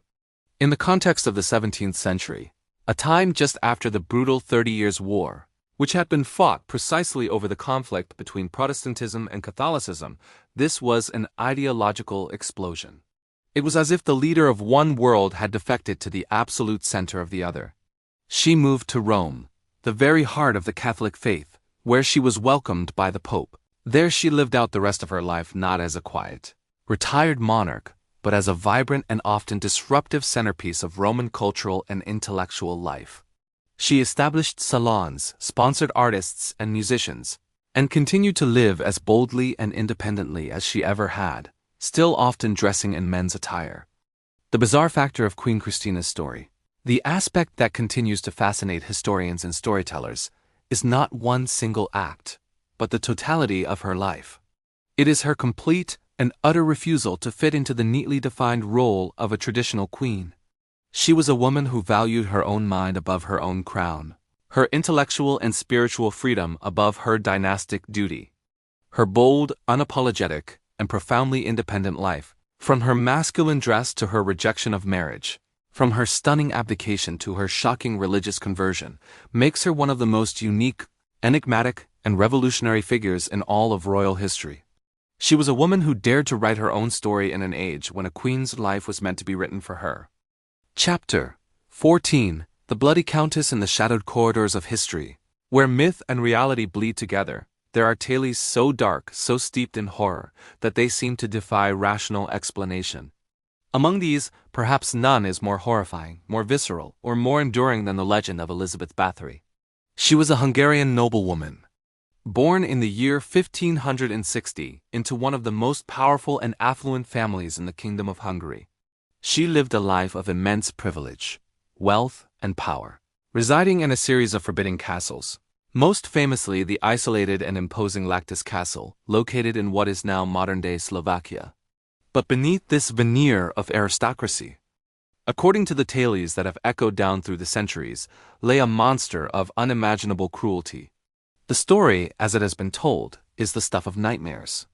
Elizabeth Bathory is accused of engaging in a sadistic reign of terror that lasted for decades. The accusations claim that she, with the help of several servants, systematically tortured and killed a vast number of young women.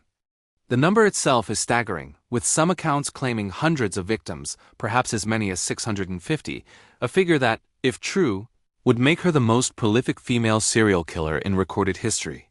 Her victims were said to be local peasant girls, hired as servants to work in the castle, only to disappear within its cold, stone walls.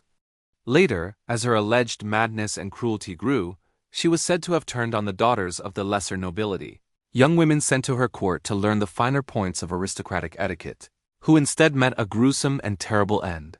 The methods of torture described in the accounts are truly unspeakable, a catalogue of human cruelty that includes severe beatings, the burning or mutilation of hands, freezing or starving victims to death, and even, according to some of the most lurid tales, biting chunks of flesh from their bodies. These horrific acts were said to have been carried out in the dungeons and chambers of her castle, far from the eyes of the outside world, creating a private kingdom of pain and suffering. For years, rumors and whispers of the terrible things happening at the castle were said to have been dismissed, ignored by local officials who were either too afraid of the powerful countess or paid to look the other way. But the most bizarre and famous factor of this dark legend, the detail that has cemented Elizabeth Bathory's place in the annals of horror, is the motive attributed to her. The legend insists that the countess was obsessed with her own fading beauty, terrified of the passage of time and the onset of old age. According to this tale, she discovered a ghastly solution. She would bathe in the blood of her young virginal victims, believing that their blood held the essence of youth and that by immersing herself in it, she could preserve her own beauty and vitality forever. This single image, that of the noble countess bathing in a tub filled with the blood of murdered girls, is one of the most powerful and horrifying in all of European folklore. It is this detail that transformed her from a mere murderer into a Gothic icon, the bloody countess, an almost vampiric figure of aristocratic evil. However, the story does not end there. In modern times, a new layer of mystery has been added to the legend. Some historians have begun to look closer at the evidence, and they have started to question whether the entire horrifying tale was true, or if it was, at least in part, a massive and sophisticated political plot. This counter-narrative presents a very different, though still fascinating, possibility. Elizabeth Bathory was, after all, an incredibly wealthy and powerful woman, and a widow. She controlled vast estates and enormous tracts of land, making her a significant political player. She also had powerful enemies, and, perhaps most importantly, the King of Hungary himself, Matthias II, owed her a substantial amount of money. According to this theory, the accusations against Bathory may have been a convenient and calculated conspiracy to remove her from power and seize her wealth, by painting her as a sadistic, blood-drinking monster, a witch who defied God and nature. Her enemies could justify her downfall. Historians point out that many of the testimonies against her were extracted under extreme torture, a practice common at the time and one that makes the confessions of her servants highly unreliable. Furthermore, the most sensational detail of all, the story of her bathing in blood, does not appear in any of the original accusations or testimonies from her trial in the year 1611. This central piece of the legend, it seems, was added by storytellers many, many years later, perhaps even a century after her death, growing more elaborate with each telling. Elizabeth Bathory was never formally tried in a public court. Instead, she was arrested and immediately imprisoned within a set of rooms in her own castle, walled up until her death 4 years later. This leaves us with a profound and chilling mystery. Was Elizabeth Bathory truly the monster of the legend? A sadistic and vain killer who butchered hundreds for her own grotesque purposes? Or was she the victim of one of the most successful character assassinations in history? A powerful woman destroyed by a political conspiracy that used rumors of witchcraft and monstrosity to steal her land and power? The truth likely lies somewhere in the murky depths between these two extremes, forever lost to time, leaving behind only the haunting, blood-soaked legend of the Bloody Countess. Chapter 15. The Mad King George III. In the long and dramatic history of the British monarchy, few reigns were as long, as consequential, or as personally tragic as that of King George III.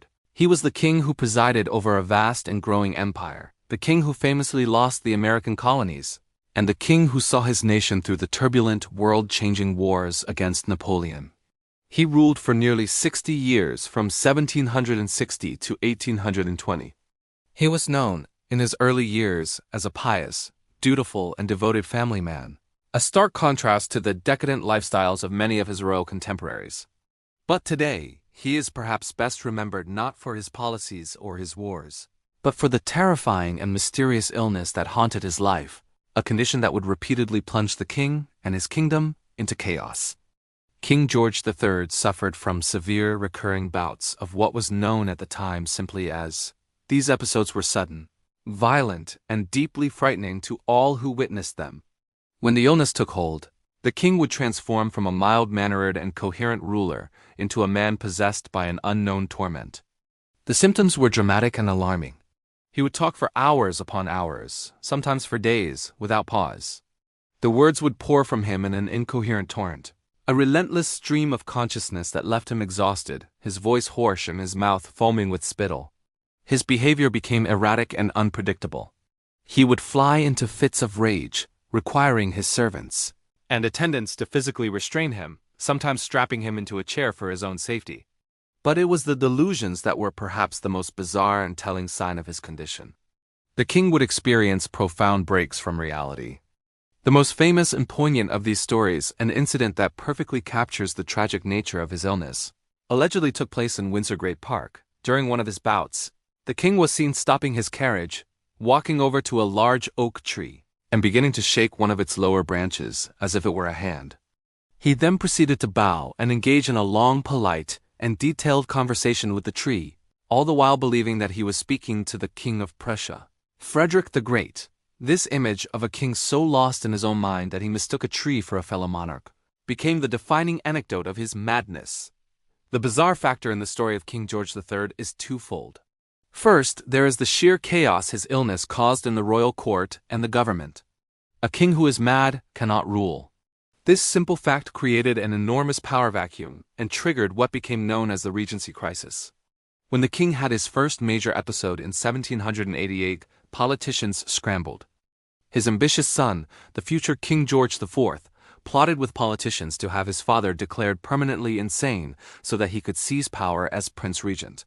The court was split into factions, those loyal to the recovering king and queen, and those loyal to the expectant prince. The entire function of the British government was paralyzed by the profound constitutional question: what do you do when the head of state, the very source of all political authority, has lost his mind? The second, and perhaps more fascinating, bizarre factor is the deep medical mystery of the illness itself. For centuries, it was simply labeled madness and treated with the brutal and primitive medical techniques of the day, which included bloodletting, blistering the skin, and confinement in straitjackets.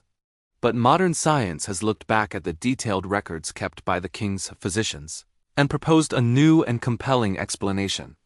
Many historians and medical researchers now believe that King George III was not mad in a psychiatric sense, but was suffering from a physical genetic disease. The leading theory is that he had porphyria, a rare and complex genetic blood disorder. Porphyria is a disease that affects the body's production of heme, a component of hemoglobin, which is the molecule that carries oxygen in the blood. When this process goes wrong, chemical compounds called porphyrins can build up in the body and become toxic, attacking the nervous system.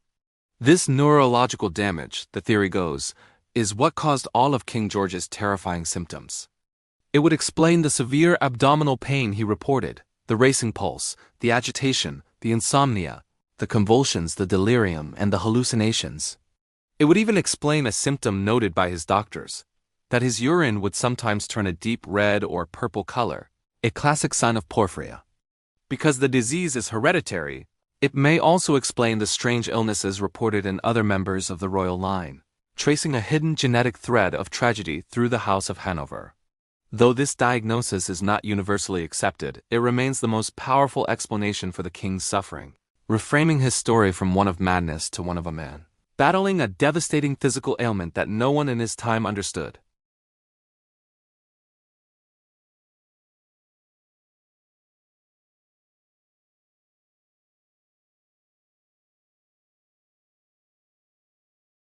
For years, historians and romantics have pushed their investigations to the limits, trying to see deeper into the shadows of that frozen morning than ever before.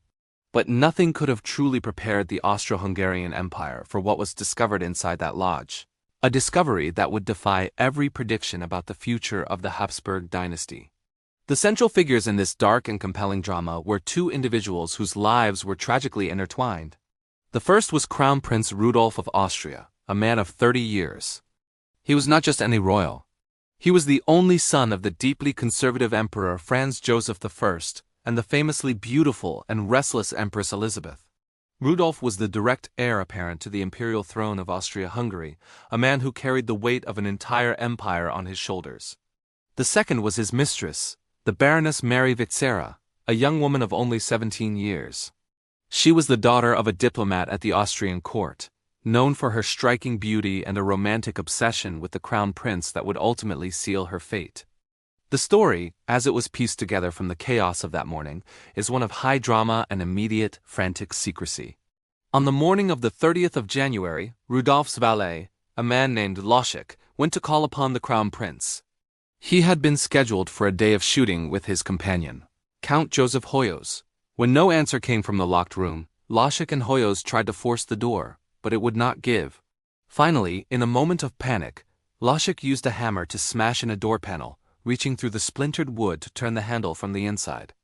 What they found was a scene of Gothic horror. The room was shuttered and half dark.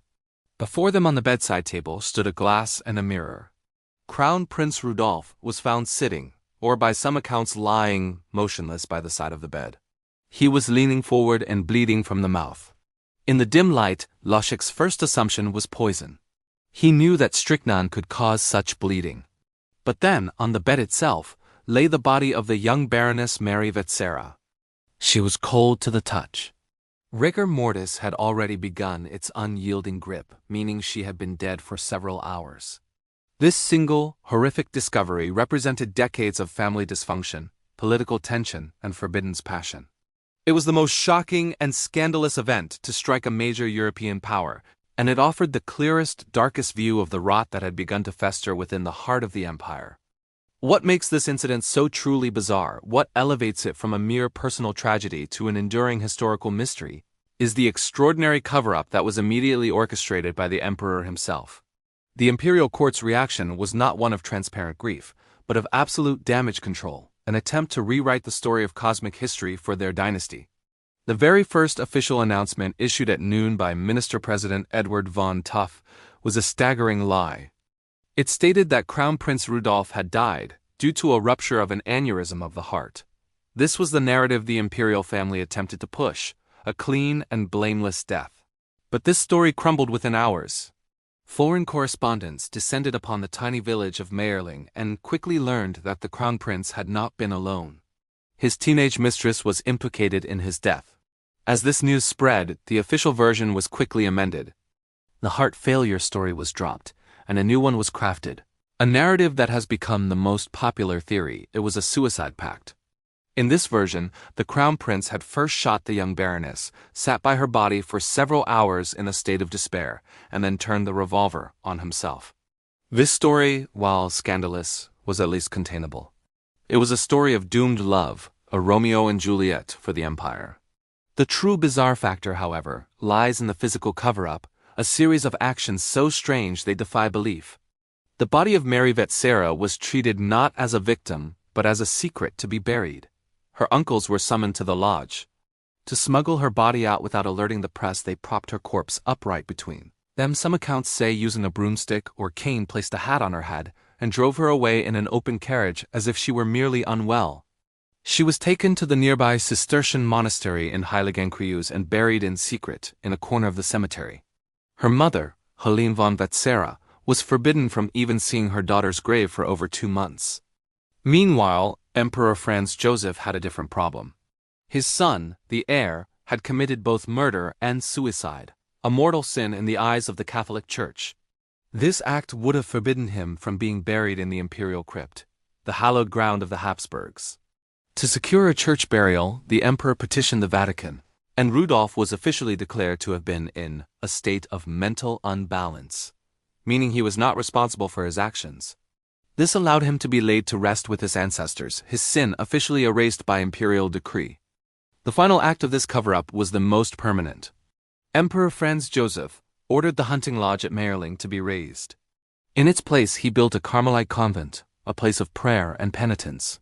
The high altar of the new chapel was built on the exact spot where the bed had stood, where the bodies of Rudolph and Mary were found, forever sealing the crime scene beneath a holy sanctuary. This frantic and thorough cover-up is what fueled the endless rumors. If it was a simple, tragic love pact, why the desperate measures? This question opens a window into the incident's fascinating alternate theories. The most compelling of these is that it was not a suicide at all, but a political assassination. Crown Prince Rudolph was not like his father. He was a known liberal, a freethinker who was deeply critical of his father's conservative policies. He was known to publish liberal articles under pseudonyms, challenging the very foundation of the empire he was set to inherit. He had clashed violently with his father just days before his death, with the emperor demanding he end his liaison with Mary Vetsera. Was it a pact of doomed love? This theory was given new life in the year 2015, when Mary Vetsera's own farewell letters were discovered in a Vienna bank vault. In them, she writes to her mother, "Please forgive me for what I have done. I could not resist love." This strongly suggests she, at least, went to Mayerling expecting to die with her lover. But what of Rudolph? Had he not asked another mistress, Mizzy Casper, to die with him months earlier, an offer she refused and reported to the police, who did nothing? Or was it something more sinister? The last Empress of Austria, Zita, who was not born at the time but was privy to family secrets, claimed for her entire life that it was a political murder. She believed Rudolph was killed by foreign agents, perhaps French or German, to stop his liberal, anti-German policies from ever coming to fruition. This theory suggests a ruler destroying his own dynasty not from an internal sickness, but from an external political enemy. The true tragedy, the haunting irony, is what this act set in motion. Rudolph's death created a dynastic crisis. As the only son of the emperor, his death passed the line of succession to his uncle, Karl Ludwig. Karl Ludwig then renounced his rights in favor of his own eldest son, a man named Archduke Franz Ferdinand. It was this man who only became heir because of the gunshot in that dark room at Mayerling, whose own assassination in Sarajevo in the year 1914 would become the final terrible spark that ignited the First World War and brought the entire Austro-Hungarian Empire crashing down into history.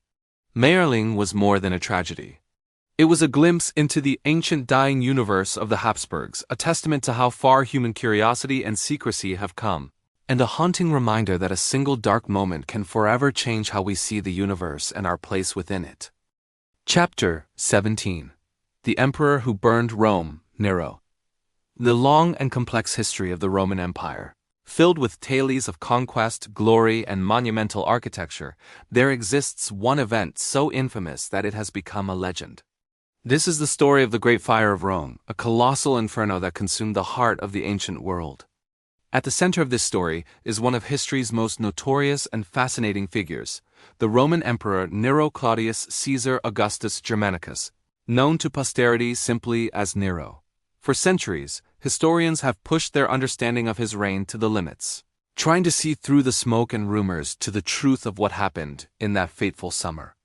But nothing could have prepared the Roman populace for the sheer scale of the devastation, or for the bizarre and chilling rumors that would soon follow. The story begins on the 19th of July, in the year 64 Anno Domini. The fire began not in a palace, but in the merchant shops that were clustered around Rome's great chariot stadium, the Circus Maximus. In this crowded area, packed with flammable goods, the flames found fuel. The night brought strong winds and the fire exploded into an unstoppable force. It raced through the city's narrow, twisting streets and closely packed apartment blocks, known as insulae. For 6 days, the fire burned with terrifying intensity. It was briefly brought under control, but before the true damage could be incalculable, the fire reignited and burned for another 3 days. When the smoke finally cleared, the scale of the destruction was astonishing. Of Rome's 14 districts, 3 were completely devastated, utterly wiped from the earth. 7 more were reduced to a few scorched and mangled ruins. Only 4 districts escaped damage entirely. Great temples, public buildings, and priceless works of art were lost forever. And as the homeless and destitute citizens of Rome searched for answers in the ashes, a dark and persistent rumor began to spread. It was a rumor that the emperor himself, their leader, Nero, had watched the city burn not with horror, but with artistic detachment. The rumor, which has echoed through history, was that Nero sang and played his lyre, a small stringed instrument, while watching his capital be consumed by fire. This is where the story enters the realm of the truly bizarre. The bizarre factor is not one, but twofold, a terrifying combination of megalomania and cruelty. First, let us examine the legend of the lyre. Did Nero fiddle while Rome burned? The fiddle, as an instrument, would not be invented for another 1,000 years.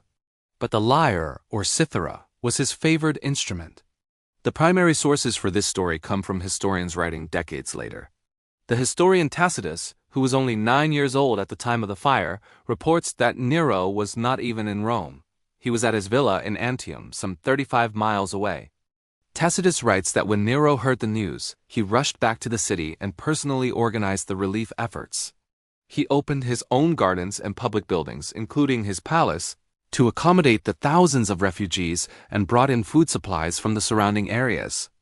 But Tacitus, a careful historian, also reports the rumor. For the report had spread that, at the very moment when Rome was aflame, he had mounted his private stage and, typifying the ills of the present by the calamities of the past, had sung the destruction of Troy. Other historians like Suetonius and Cassius Dio, who were less favorable to Nero, stated the rumor as fact.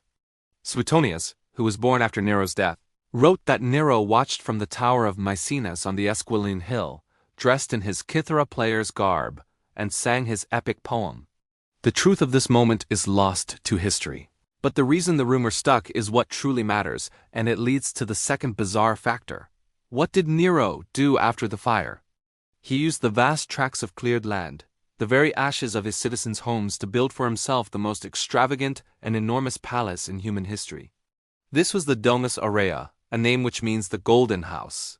This was not just a palace. It was an entire landscaped complex. A countryside in the city that stretched for hundreds of acres, some scholars estimate over 300, across the Palatine, Esquiline, and Celian hills. The sheer opulence was unimaginable. The complex contained groves of trees, pastures with flocks of animals, and vineyards. At its center, in the valley where the fire had been, Nero ordered the creation of a massive artificial lake.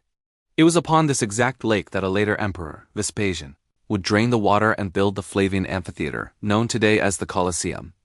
The Golden House itself contained over 300 rooms, all designed as a place of entertainment, as archaeologists have noted the strange absence of kitchens or latrines. The building was overlaid with gold and adorned with gems and mother of pearl. Its dining rooms had fretted ceilings of ivory, whose panels could turn and shower guests with flowers and perfumes. And its most famous feature was the Coinatio Rotunda, the main banquet hall, which was circular and, according to Suetonius, constantly revolved day and night, like the heavens. At the very entrance to this complex, Nero commissioned a 1-100-and-20-foot tall colossal bronze statue of himself, depicted as the sun god. This monument to his own ego, the Domus Aurea, was the true reason the rumors of arson spread. The people believed he had started the fire himself, an act of imperial arson, simply to clear the land for his massive golden house. With his popularity in ashes and the public blaming him for the disaster, Nero needed a scapegoat. This leads to the final and most brutal, bizarre factor of the story. He blamed the Christians. This small, secretive, and deeply misunderstood religious sect was already unpopular in Rome. Nero seized upon them as the culprits. As the historian Tacitus wrote, to scotch the rumor, Nero substituted as culprits, and punished with the utmost refinements of cruelty, a class of men, loath for their vices, whom the crowd styled Christians. What followed was the first state-sponsored persecution of Christians in Roman history, a period of horrific and sadistic brutality. Nero used the Christians as public entertainment to appease the masses. Tacitus describes the scene in chilling detail. Some Christians, he wrote, were covered with wild beast skins and torn to death by dogs. Others were fastened on crosses, and when daylight failed were burned to serve as lamps by night. Meaning Nero used living human beings, coated in pitch, as torches to illuminate his own garden parties. It is during this wave of persecution that, according to tradition, the apostles Peter and Paul were both martyred in Rome. Peter was crucified, famously upside down, and Paul, as a Roman citizen, was granted the mercy of being beheaded. The Great Fire of Rome is more than a story of destruction. It is a glimpse into the mind of an emperor, a look at a ruler who, whether guilty of the fire or not, saw the greatest tragedy in his city's history as a unique artistic opportunity. He turned a city just desolation into his own personal playground and washed away his own guilt in the blood of an innocent minority. This single historic event captures the vastness of Roman power, the cruelty of its spectacles, and the enduring mystery of a ruler who remains one of history's most extraordinary portraits of tyranny, forever changing how we see the limits of power and the dark depths of human nature. Chapter 18. The Royal Who Killed His Father, Ivan the Terrible. Deep within the fortified walls of the Alexandrova Sloboda, a fortress that served as the dark heart of 16th century Russia, an event took place that is almost too terrible to be believed. It was not an act of war nor a public execution. It was a domestic dispute that spiraled into a moment of pure, uncontrolled fury, a moment that would sever a dynasty and send a nation spiraling into chaos. The central figure of this haunting tragedy is one of history's most formidable and complex rulers. Tsar Ivan IV of Russia, a man known to the world as Ivan the Terrible, or in Russian Ivan Grozny, meaning Ivan the awe-inspiring, or the formidable. For years, Ivan had pushed his power to its absolute limits, centralizing Russia with a will of iron and a terrifying secret police force known as the Oprichnina. But nothing could have prepared the nation for what happened in November of the year 1581. In a fit of rage, the Tsar did the unthinkable. He struck his own son and heir, the Tsarevich Ivan Ivanovich, with his pointed, iron-tipped staff, killing him. What exactly happened in that room? And why is this single act of filicide rewriting the entire story of Russian history? The story, passed down through contemporary accounts and historical chronicles, is a chilling family drama. The incident did not begin with the Tsarevich, but with his wife. On a cold November day, the Tsar, Ivan IV, entered the chambers of his son. There he found his daughter-in-law, Yelena Sheremeteva, who was pregnant with his grandchild. The Tsar, a man of rigid and devout temperament, was reportedly incensed by her appearance. He found her clothing to be immodest. Some sources suggest that in the warmth of the chambers, she was dressed only in her undergarments. In a fit of moralistic rage, the Tsar began to beat her savagely. His son, the Tsarevich Ivan Ivanovich, heard his wife's screams and ran in to defend her. The Tsarevich, who was the Tsar's eldest and most capable son, confronted his father. A heated argument erupted, with the son admonishing his father for his brutality. For Ivan the Terrible, a man defined by his paranoia and his absolute, unquestionable authority, this defiance was the final spark. The rage that had been directed at his daughter-in-law now turned upon his son. The Tsar, grabbing the heavy-pointed staff he always carried, a scepter that was as much a weapon as a symbol of office, swung it wildly.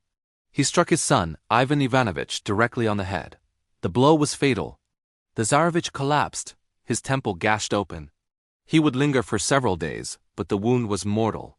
He died on the 19th of November, in the year 1581. The bizarre factor, the detail that makes this story so haunting, is twofold: the immediate aftermath of the blow and the devastating historical irony of the act. This was not a cold, calculated execution. It was a moment of uncontrolled passion, and the instant the blow landed, the Tsar's rage vanished, replaced by an all-consuming horror. This very moment, the terrible resolution of the violence, was immortalized in one of Russia's most famous and controversial paintings. The artist Ilya Repin, working between the years 1883 and 1885, captured this scene in his masterpiece, Ivan the Terrible and His Son Ivan, on the 16th of November 1581. The painting, a massive canvas measuring 199½ centimeters by 254 centimeters, is a breathtaking portrait of regret. It does not show the attack, it shows the moment just after. The room is in disarray, a throne is overturned, and the dark, iron-tipped staff lies discarded on the crumpled carpet. In the center of the frame, the Tsar is on the floor, cradling his dying son. The Tsarevich, pale and serene, weeps a single tear, his hand weakly raised. But it is the Tsar's face that is the focus. His eyes are bulging wide, lit with a manic glare of horror, despair and madness. He kisses his son's bloody head, his hand clamped desperately over the wound, trying in vain to stop the life he himself has taken. The painting is so powerful and so disturbing in its depiction of a dark moment in Russian history that it was censored by Tsar Alexander III, and has been vandalized by iconoclasts twice, once in the year 1913 and again in the year 2018. The second part of this bizarre tragedy is the profound, haunting irony of the act. In destroying his son, Ivan the Terrible destroyed his own dynasty. The Tsarevich Ivan Ivanovich was not just a son. He was the heir. He was intelligent, capable, and had been trained his entire life to rule. With his death, the line of succession fell to Ivan's only other remaining son, Fyodor Ivanovich. But Fyodor was famously inactive and sickly, and considered by many to be politically ineffectual, or even mentally handicapped. He was a man of piety, not of power. When Ivan the Terrible died in the year 1584, Fyodor was crowned Tsar, but he was merely a puppet. The true power was wielded by his ambitious brother-in-law, the Boyar Boris Godunov. Then, in the year 1598, Tsar Fyodor died with no children. His death was the end. The Rurik dynasty, which had ruled Russia for 700 years, came to a sudden anticlimactic close. The death of Fyodor created a catastrophic power vacuum, plunging Russia into a period of chaos, famine, and civil war known as the Time of Troubles. This 15-year period from 1598 to 1613 saw the nation collapse. Foreign armies, the Swedes and the Poles, invaded. And most bizarrely, a series of impostors, known as the false Dimitris, each claimed to be Ivan the Terrible's youngest son, Dmitri, who had died in 1591, leading armies of followers. The entire state of Russia, which Ivan the Terrible had spent his life building through terror and will, was undone by that single tragic blow from his own staff. The chaos only ended in the year 1613 with the election of a new dynasty, the Romanovs. This is the ultimate tragic irony of Ivan the Terrible. He, who had fought the boyars, centralized the state, and expanded the borders of Russia, was the one who personally guaranteed its collapse. It is more than a photograph of a family tragedy. It is a glimpse into the ancient violent universe of autocracy. A look at how power and paranoia can merge, and a testament to how far human rage can go. This single event captures the vastness of creation and destruction, showing that every corner of a royal court holds stories waiting to be discovered, and that a single moment of uncontrolled anger can forever change how we see a nation and its place within history. Chapter 19. The wife who wouldn't die. In the long, dark, and often bloody tapestry of royal history, there are figures who emerge not just as rulers or consorts, but as legends, their stories echoing through the stone corridors of time with a chilling persistence. They are the subjects of whispered tales, of spectral sightings, and of a historical fascination that borders on the obsessive. Among these towering figures, few cast as long or as dark a shadow as Anne Boleyn, the second wife of the formidable English monarch, King Henry VIII. Her name is synonymous with tragedy, with ambition, and with a downfall so sudden and so complete that it continues to shock historians and storytellers alike. Nearly 500 years after her death, she is, in many ways, the wife who wouldn't die, her story and her spirit refusing to be silenced, locked away in the cold, damp cells of the Tower of London. To understand her, one must look not just at her death, but at the seismic shifts she caused in life, and the terrifying, almost surreal circumstances of her end. Before she was a queen, Anne Boleyn was a force of nature. She was not a conventional beauty of her time. Rather than the pale-skinned, blue-eyed ideal, she was dark-haired, dark-eyed, and possessed a captivating, almost electric charm that the King Henry VIII found utterly irresistible. She had spent her formative years in the sophisticated courts of Europe, particularly in France, and she returned to England not as a naive girl, but as a woman of immense style, wit, and intellect. King Henry VIII, a man known for his towering physical presence, and his equally colossal ego, was, at the time, married to his first wife, Catherine of Aragon. But Catherine had failed in what the king considered her one essential duty, to provide him with a legitimate male heir. Their only surviving child was a daughter, the Princess Mary. Henry's obsession with securing the Tudor dynasty became the driving force of his reign. When Anne Boleyn appeared at court, she did not simply become his mistress, as her own sister Mary had. Anne refused. She held the king at bay for the better part of a decade, demanding nothing less than the crown. This stubborn refusal, this incredible ambition, triggered one of the most significant events in English history. To marry Anne, Henry had to break with the one power on earth greater than himself, the Roman Catholic Church. When the Pope refused to annul his marriage to Catherine, Henry took a step that was, at the time, unthinkable. He severed England from the authority of Rome, declared himself the supreme head of the Church of England, and invalidated his first marriage, all to make Anne Boleyn his queen. The kingdom was thrown into religious and political turmoil. Monasteries were dissolved, and those who refused to accept the king's new authority, like the great scholar Sir Thomas More, were executed. Anne Boleyn was not just a new wife. She was the symbol of a new era, a revolution. In the year 1533, she was crowned Queen of England, and later that year, she gave birth. But it was not the son Henry had craved. It was another daughter, a girl named Elizabeth. For a time, her position was secure. But the king's passion, once a raging inferno, began to cool. Anne's sharp wit and political intelligence, which he had once found so attractive, now seemed like arrogance and interference. And most critically, she failed to produce a son.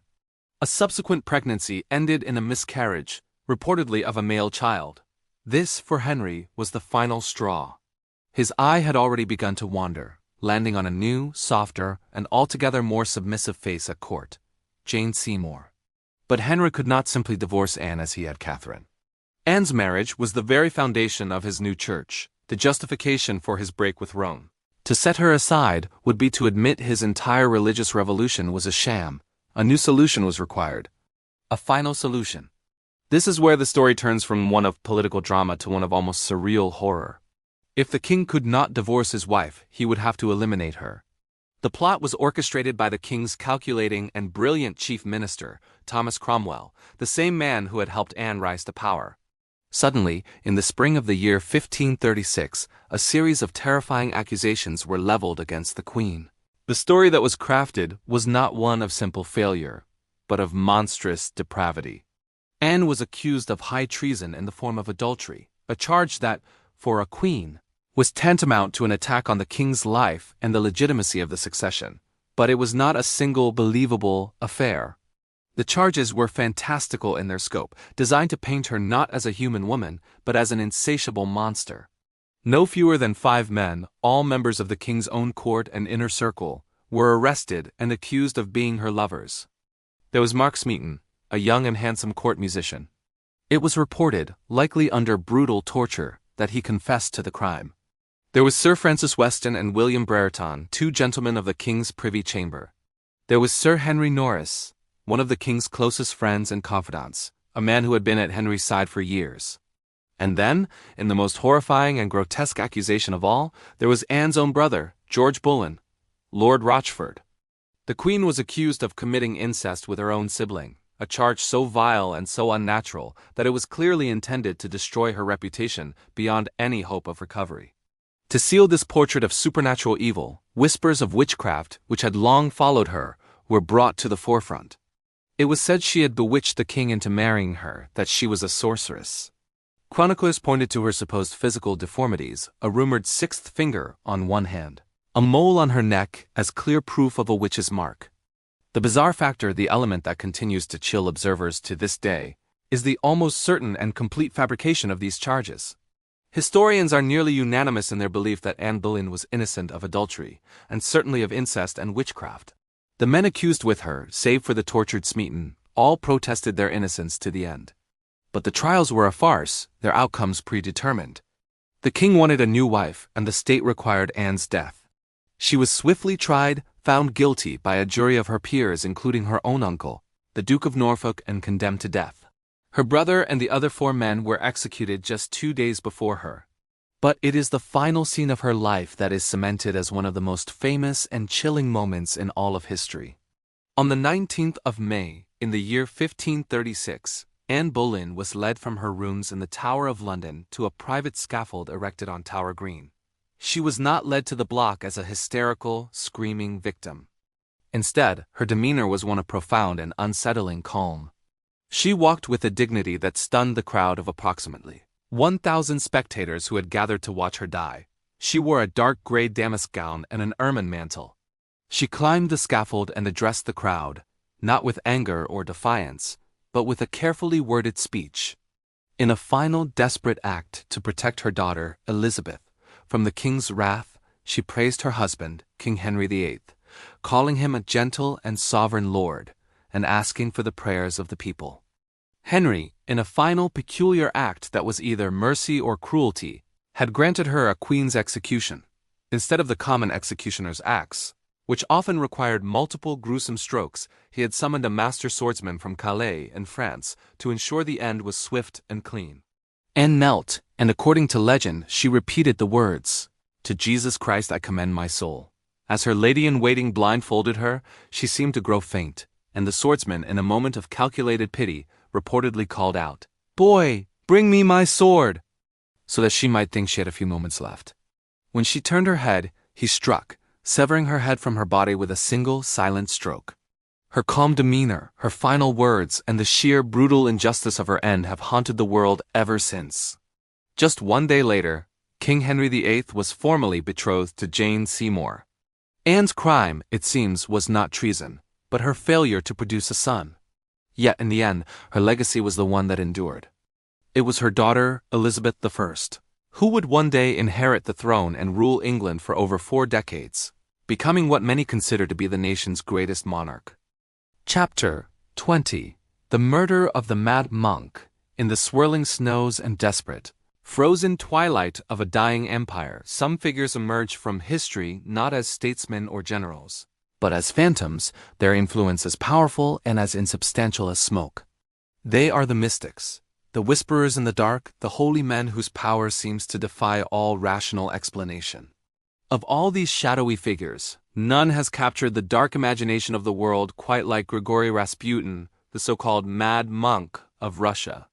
He was a Siberian peasant who, through a bizarre and still debated series of events, came to hold the very fate of the Romanov dynasty in his coarse, unwashed hands. His life was a study in contradiction, a holy healer to some, a debauched demon to others. But it is his death, an event so gruesome, so protracted, and so incredibly difficult to achieve, that stands as one of the most bizarre and terrifying assassinations in all of history. The story begins in a Russia that was teetering on the brink of complete annihilation. It was the year 1916, and the nation was being bled white on the Eastern Front of the Great War, which would later be known as World War I. Millions were dead. The people were starving. And at the very heart of the imperial government in St. Petersburg, there was a vacuum of power. Tsar Nicholas II, an autocrat ill-suited to rule, was away at the front lines, attempting to command his collapsing armies. Left behind in the palace was his wife, the Tsarina Alexandra, a woman of deep religious fervor and crippling anxiety. The source of that anxiety was her only son, the Tsarevich Alexei, the heir to the entire Romanov Empire. The boy suffered from hemophilia, a terrible genetic disease that prevented his blood from clotting. A simple fall, a minor bruise, could trigger an agonizing internal hemorrhage that brought him to the brink of death. Into this desperate royal crisis stepped Grigory Rasputin. He was a starets, or wandering holy man, a figure of intense, hypnotic charisma and a reputation for spiritual insight. When the Tsarevich was seized by a particularly bad bleeding episode, Rasputin was summoned to the palace. Through prayer, and perhaps through a hypnotic calm that soothed both mother and child, Rasputin seemingly stopped the bleeding. To the Tsarina, this was nothing short of a miracle. Rasputin was, in her eyes, a saint, a man of God sent to save her son and, by extension, Russia itself. This belief gave Rasputin an almost unbelievable level of influence. As the war worsened, the Tsarina, relying on Rasputin's holy advice, began to interfere in matters of state. She hired and fired ministers, changed military strategy, and dismissed anyone who dared to question her mystic advisor. To the Russian nobles, the aristocrats and politicians who watched this unfold, the situation was a catastrophe. They saw Rasputin not as a saint, but as a degenerate. He was notorious for his debauched lifestyle, his drunkenness, and his lecherous behavior with women of the court. Worse, they feared his influence was destroying the monarchy and the war effort. Whispers abounded that he was a German spy, that he and the German-born Tsarina were deliberately sabotaging Russia. A group of nobles, fearing that Rasputin's continued presence would inevitably lead to a bloody revolution, decided to take matters into their own hands. They concluded that to save the monarchy, they had to kill the mad monk. The plot was spearheaded by one of the wealthiest men in Russia, Prince Felix Yusupov, a charismatic and flamboyant figure who was married to the Tsar's own niece. He was joined by Grand Duke Dmitry Pavlovich, the Tsar's cousin, and Vladimir Purishkovich, a right-wing politician. Their plan was to lure Rasputin to Yusupov's opulent home, the Moika Palace, on the pretext of a late-night meeting with Yusupov's famously beautiful wife, Princess Irina, who was in reality far away in the Crimea at the time. Rasputin, who had a legendary weakness for women, took the bait. On the night of December 30th, in the year 1916, he arrived at the Moika Palace and was led by Yusupov to a lavishly prepared cellar room. This is where the story descends into the realm of the truly bizarre, a sequence of events so gruesome it seems more like a folktale than a historical record. The primary account comes from Yusupov himself, though his story is often self-aggrandizing and likely embellished. According to the prince, he first offered his guests tea and a plate of pink cakes, pastries that had been heavily laced with potassium cyanide, a poison supposedly powerful enough to kill several men almost instantly. Rasputin, complaining that the cakes were too sweet, ate several. The conspirators watched, hidden, expecting him to collapse. Nothing happened. Growing more desperate, Yusupov offered Rasputin poisoned Madeira wine, which the monk also drank with relish. Still, he sat, talking, seemingly unaffected by the lethal dose of poison now coursing through his veins. The bizarre factor, the sheer superhuman difficulty of the assassination, was only just beginning. Yusupov, now in a state of cold panic, excused himself, went upstairs to his co-conspirators, and returned with a revolver. Standing before the monk, he asked Rasputin to look at a crucifix and then fired a single shot directly into his chest. Rasputin let out a terrible roar and collapsed onto a bearskin rug. The conspirators, believing their deed was done, celebrated. Sometime later, Yusupov returned to the cellar to check the body. As he leaned over the fallen monk, a moment of pure horror occurred. Rasputin's eyes, which had been closed, suddenly snapped open. Yusupov would later claim they were green and viperous. With a terrifying, guttural snarl, Rasputin lunged from the floor, seized Yusupov by the throat, and tore one of his epaulets from his shoulder. He clawed his way up the stairs, roaring, "Felix, Felix, I will tell the Tsarina everything." He burst out of the palace and into the snowy, freezing courtyard, miraculously still alive after being poisoned and shot through the chest. Purishkovich, the politician, ran after him, firing his own pistol into the darkness. His first 2 shots missed. A third struck Rasputin in the back. A fourth, final shot hit him in the head. The mad monk at last fell silent into a snowbank. But even now, the conspirators were taking no chances. Such was their terror of this man's seemingly supernatural vitality. They retrieved the body, bound his hands and feet with rope, and wrapped him in a heavy blue carpet. They drove to the Malaya Nevka River, found a hole in the ice near the Petrovsky Bridge, and unceremoniously dumped the body into the black, icy water below. The story should have ended there, but the legend of Rasputin's death had one final, chilling chapter. When his body was discovered downstream several days later, the autopsy report, which itself is a subject of intense historical debate, allegedly revealed the most bizarre fact of all. There was water found in his lungs. This meant that after surviving a lethal dose of cyanide after being shot multiple times, including once in the head, Grigory Rasputin was incredibly still alive when he was thrown into the river.